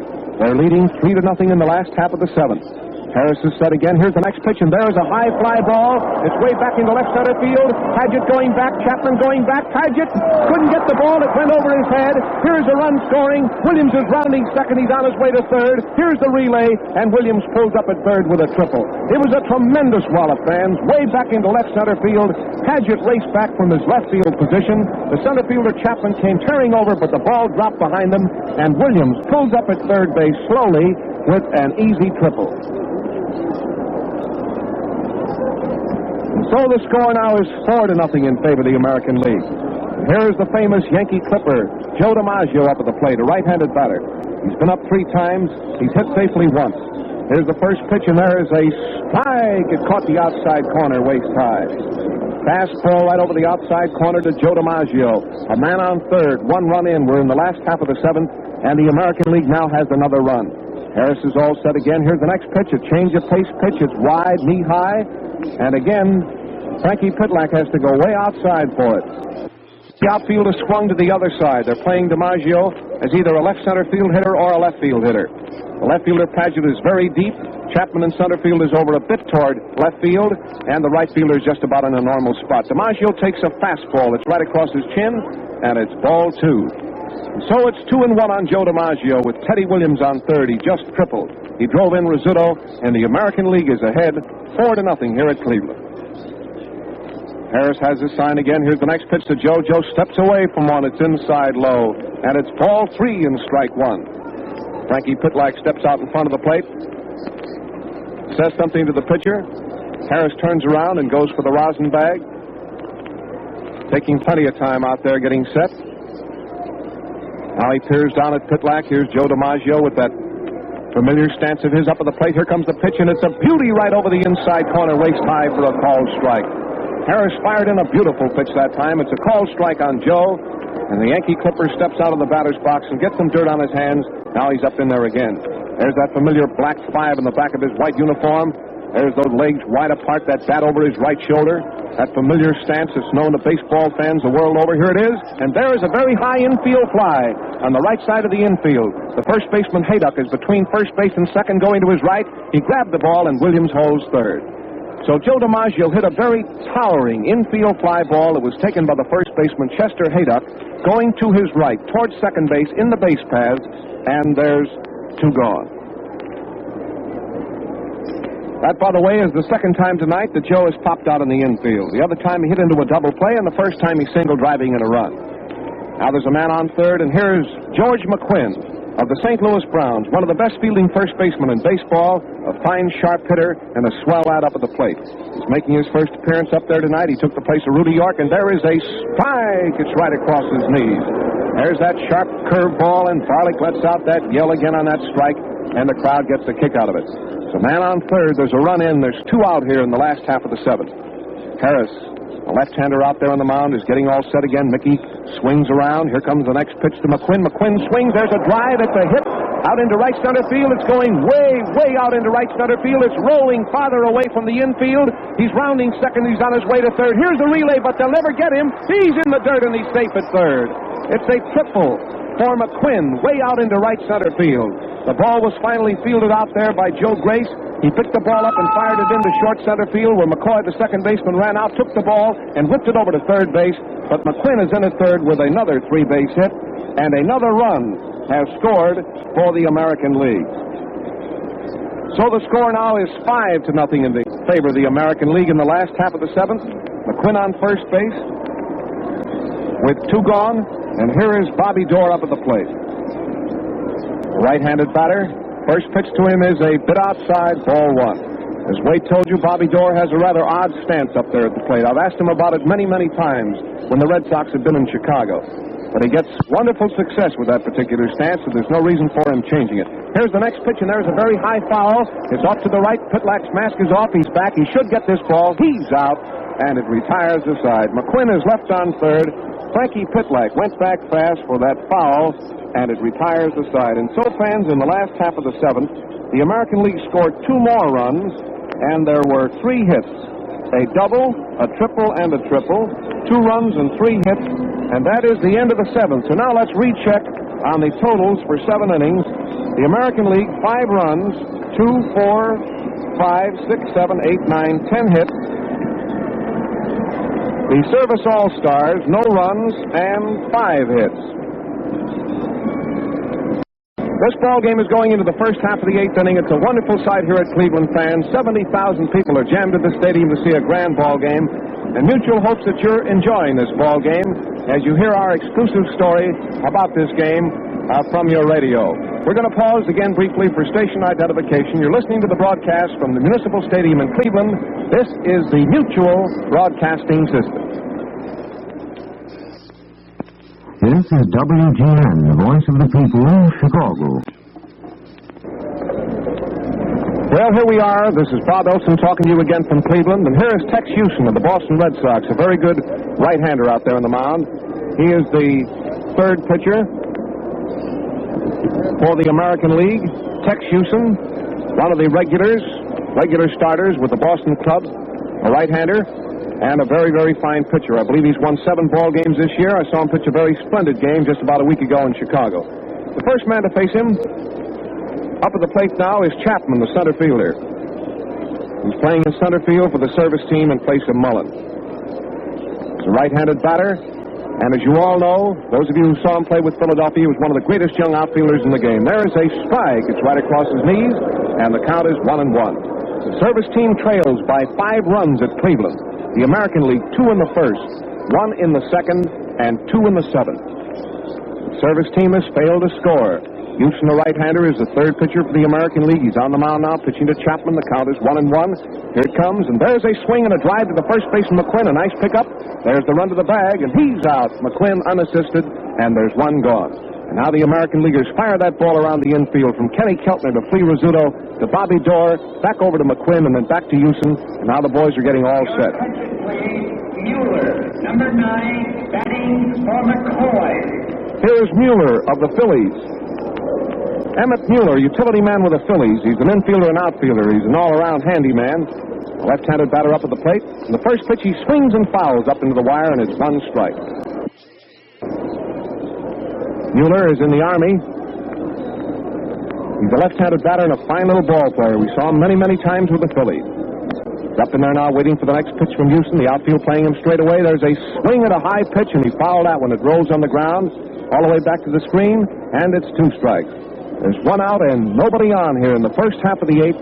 And the service team doesn't have many more chances. We're in the 8th. That means they have just the first half of the 9th to try to get those 5 runs back.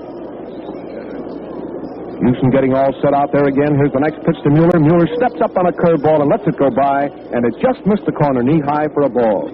So it's ball 1 and strike 2 for Mueller, who is batting for Benny McCoy.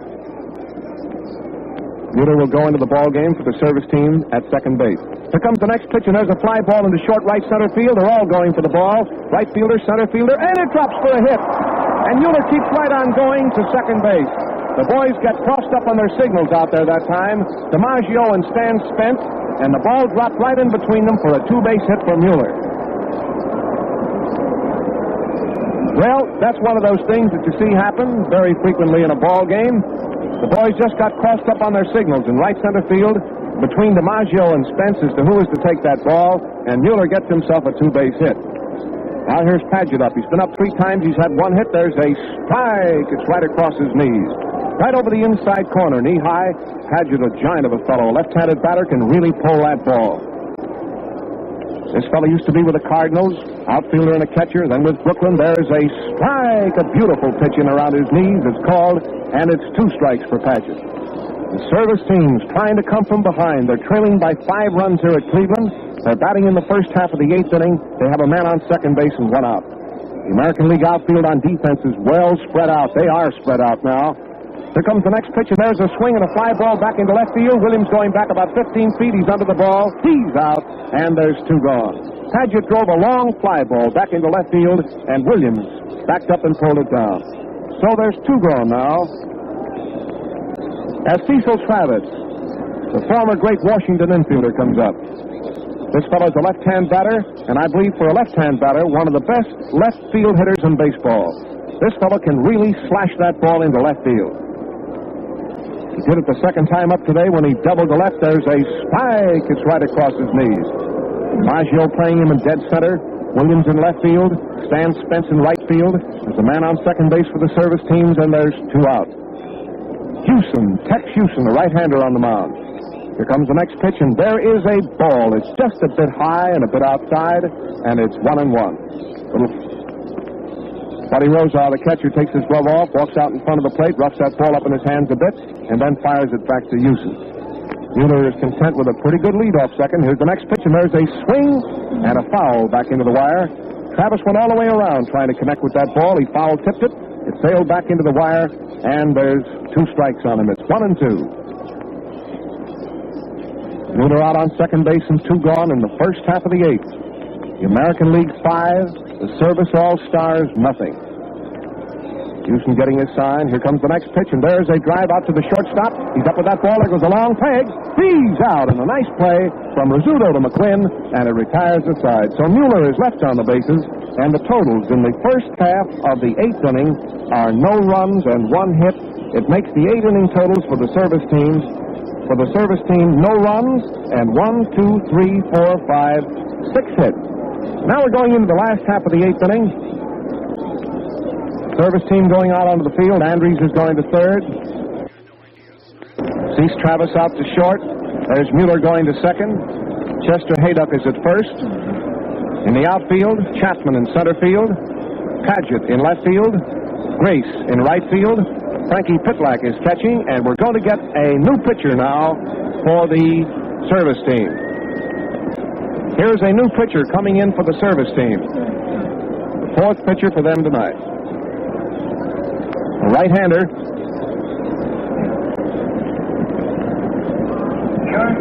Here comes the announcement. Listen to it. Number 9, now pitching. Grodzicki. Number 9, now pitching. Johnny Grodzicki, who's with the Army, Number 9, stationed at Fort Knox, Kentucky. Mueller. Property of the St. Louis Cardinals. The right-hander's on the mound. Member of the Cardinal chain, Grodzicki won 19 and lost 5 at Columbus last season, compiling an earned run average of 2.58. Assigned to the service branch of the Armored Forces of Fort Knox, the big right-hander finds time to pitch every couple of weeks. He's appeared in excellent pitching condition in all of his efforts so far with the Army, and he's getting his chance here tonight at Cleveland. He's a big right-hander who's out there now firing in a few practice pitches to Frankie Pitlack, and the American League is coming to bat in the last half of the 8th. The score of the American League 5, the service team nothing as we start the last half of the 8th. Now the first man to bat is Kenny Keltner. Kenny Keltner's been up 3 times tonight. He has 2 hits. First time he drove a long triple into left center field. The second time he flied out, and the third time he hit safely, and there is a fastball right around his knees, and it's a called strike. The left fielder, Don Padgett, is playing him plenty deep, and he should. Kenny drove one of the longest balls I've seen hit in this park, way out into left center field, and that ball was hit a mile. Grodzicki gets set again. Here's the next pitch, and there is a foul. It's up in the wire here to our right, and it's 2 strikes. Artie Fletcher of the Yankees is coaching at third, down here to our left. And straight down the first base line is Stanley Harris, the former boy manager of the Washington Senators, who won 2 pennants for the Senators many years ago. Here comes the next pitch to Keltner. Keltner hits a bouncing ball down to Andrews at third. There goes the peg. He's out. It's an easy play. Andrews to Hayduck, and he was out at first by 10 feet. Now the next batter is Buddy Rozar, the stocky lad, second-string catcher on the Yankee Ball Club. He's caught the entire game tonight, and he's had 2 hits. Been up 3 times. He's making his 4th appearance of the night. He's stepping up now in the last half of the 8th inning with 1 gone. The score 5-0 in favor of the American League. There's a ball. It's a little bit low and inside. Grodzicki of the Army is now pitching for the service team. Feller started, then Rigney, then Harris, and now Grodzicki. He's a right-hander. He swings around. Here's the next pitch, and there's a long wallop way back in the center field. Chapman going back. He's there, and he grabbed that ball way out in center field. A long wallop by Buddy Rozar for the second out.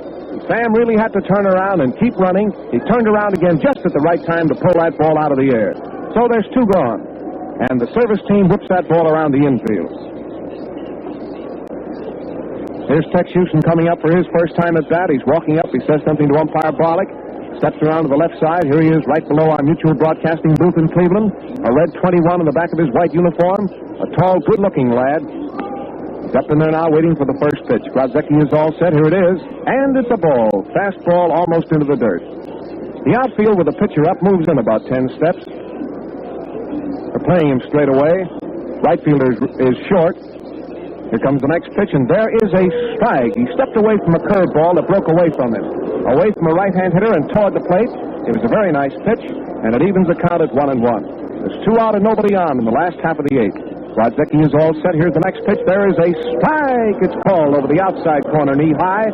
And Barlick again shoots that right fist up into the air, and it's 1-2. The pitcher, Houston, batting with 2 out. Grodzicki gets all set again. He has started his motion. He swings around. Here it is. He struck him out. A curveball over the outside corner, and Houston is called out on strike. And so that is the end. No runs and no hits. That is the end of the 8th, and now, fans, we're going into the first half of the 9th inning of this ball game at Cleveland at the big Municipal Stadium between the American League All-Stars and the Service Team All-Stars, and what a grand ball game it's been. The score of the American League 5 and the Service Team nothing as we go into the first half of the 9th. I believe we'll pause now to let our mutual stations across the country come in and identify themselves. As you know, this is an exclusive broadcast carried from Cleveland, so that you fans, wherever you happen to be listening to it, can hear the complete story of this wonderful game. This is the Mutual Broadcasting System.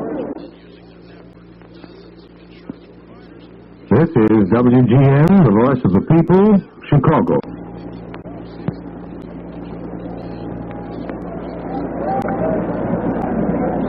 Well, friends, here we are back here at Cleveland. Here's a pinch hitter coming up, Marjanovic. Marjanovic, a right-hand hitter, is coming up to bat for Grace as we start the first half of the night. Here comes the announcement. Listen to it. There's a ball wide. Marjanovic is up at the plate. Well, he played with a number of teams in the National League. Here's a pitch, and there is a strike. It's over the outside corner. I remember there for a while. I believe it was in 1940 when Maury led the National League for the first couple of months of the season. He's a right-hand batter who does not crowd the plate. He stands pretty far away from it. He has a number 1 on the back of his gray uniform. And there is a ball. It's wide. It's ball 2 and strike 1. The service team trails by 5 runs, but they're still hopeful that maybe they can get a rally going here in the ninth. Houston is ready again. The next pitch Arnovich takes is in the dirt. It's a ball. It's 3-1 now for Arnovich. And the catcher, Buddy Rosar, walks out in front of the plate, says something to Houston, and then fires in the ball. So far, the service team has made just 6 hits and no runs. They're trailing 5-0 in the ninth. Houston gets ready again. There is a strike. He caught the outside corner knee-high with a beautiful pitch, and it's ball 3 and strike 2. The American League outfield is straight away. DiMaggio in center field, Williams in left field, and Stan Spence in right field. Here comes the next pitch. He hits a roller down to the third baseman, Keltner, who's up with the ball. There goes the peg. He's out. Keltner to McQuinn, and there's 1 gone. Now the American Leaguers fire that ball around the infield. Keltner to Dorr to McQuinn to Rizzuto, and back around again, and then back to the pitcher. There's 1 gone in the first half of the ninth. Here's the first baseman, Chester Haydock. Property of the White Sox, a right-handed batter. There is a strike. It's right across his knees. 1 strike on Haydock. Here comes the next pitch, and he goes all the way around, trying to miss a beautiful curveball in around his knees, and it's 2 strikes. 1 out and nobody on in the ninth. The last chance for the service team to get back into the ball game. There's a ground ball out to the second baseman. Dorr is up with the ball. There goes the peg. He's out. Dorr to McQuinn, and there's 2 gone. And again, the American Leaguers fire it around, and now the cause of the service teams in this ball game, at least, looks pretty hopeless. There's 2 gone in the ninth. Here's Andrews, who's had 2 hits, by the way, for the service team. Right-handed batter, and there's a very high foul off here to the left. The catcher is going to his left, Rosar into that ball and grabs it and takes it, and the ball game is over. And so the final score is 5-0. Here in this ball game, we'll get the totals for you right away. The service team was in the battle all the way until the American League scored those 2 runs in the 7th, and then they pulled away with 2 additional runs to make it 5-0. And from that point on, it looked like the job of the service team was a little bit hopeless. We'll check those totals again. They are for the American League 5 runs, 10 hits, and no errors. For the Army-Navy, the service team, no runs, 6 hits, and no errors. In the records, this ball game will go into the records as a victory. The winning pitcher will be Bagby, and the losing pitcher will be Feller. The runs in the early stages of the game were scored in the first inning. The American League scored 2 runs on 2 hits in the first inning. A hit by Henrik, a walk to Williams, a hit by DiMaggio, and a fly ball. Then they scored a run in the third on a couple more hits, a triple by Keltner and a single by Rosar. They scored again in the 7th on a combination of 3 hits. A double by Rizzuto, a triple by Williams, and a triple by McQuinn, and that was the ball game. The service teams failed to score. They had a hit in the first, a hit in the second, a hit in the third. They had 2 hits in the 7th and 1 hit in the 8th, and the final score is 5-0 in favor of the American League. And they certainly are champions. They proved it last night in the Polo Grounds in a great ball game that we saw there with Jim Britt and Mel Allen, and they proved it here in a ball game we saw in Cleveland tonight with Jack Graney and Wade Hoyt. And this really was a ball game because the lead was only 3-0, and the service team was within striking distance all the time. And naturally, we know that a large number of you people listening wish that you could have been present at this great game tonight. However, knowing that to be a physical impossibility, the thought occurs to us that you might be interested in aiding the fine cause by sending in the price of a ticket for your seat tonight at the radio. These seats were $1.35 and $1.60. And if you'd like to, you can send your contribution to the Cleveland Baseball Company, who in turn will see that it is added to the combined Army and Navy relief funds. As you know, the funds of the two games were combined. The first $100,000 went to the baseball, the ball and bat fund, which is to provide baseballs and bats and gloves for all the camps. After that, all the money is divided equally between the service, half to the Army and half to the Navy. So the American League wins both games. They defeat the National League 3-1 in New York, and they win this great game here in Cleveland by a score of 5-0. It's been a swell ball game to see, and I want my colleagues who've done a splendid job here tonight to come in to say goodbye to you and to have a few words of comment. First, here is Jack Rainey. Come in, Jack. Well, Bob, it was a very nice ball game. Mickey Cochran and the all-service team have a very good ball club. They tried hard, but they just were not good enough for the American League Ball Club. Thank you very much, Jack, and it was swell to have you with us. And now from Cincinnati, here is Wade Hoyt. We're also very happy to have with us tonight. Wade, will you come in for a word? All right, thank you, Bob. I've seen a lot of ball games in the past, a lot of All-Star games, a lot of World Series. I've pitched in 7 World Series, but I think I've never seen a ball game more closely contested than this one here this evening. You must remember, fans, that this all-service team that was out here playing the All-American League All-Stars is not a team that has been playing regularly. Some of the Navy boys have, but some of the Army boys have been devoted to their patriotic duty, of course, and their Army duty. And naturally, being in physical condition is not always being in baseball condition. Some of these boys, for instance, Bobby Tully, you could notice in his pitching that he was just a little bit wild with some of his tosses. He perhaps was a little over-anxious to try to impress these 60-some thousand fans here this evening, just trying to give them a good show. He was out here delivering everything he had on every ball, trying to work hard, trying to give those fans a treat and what they paid for. However, it was a splendid show right from 6:30 on right through to the final out of this ball game. We had a great military demonstration, and I'm sure that everybody enjoyed themselves here this evening. It was one of the greatest baseball or sports spectacles of all time, and I know that you fans that have been listening in have enjoyed it too. And this is Wade Hoyt saying good evening to you, and Bob Elton once more. Thank you very much, Wade.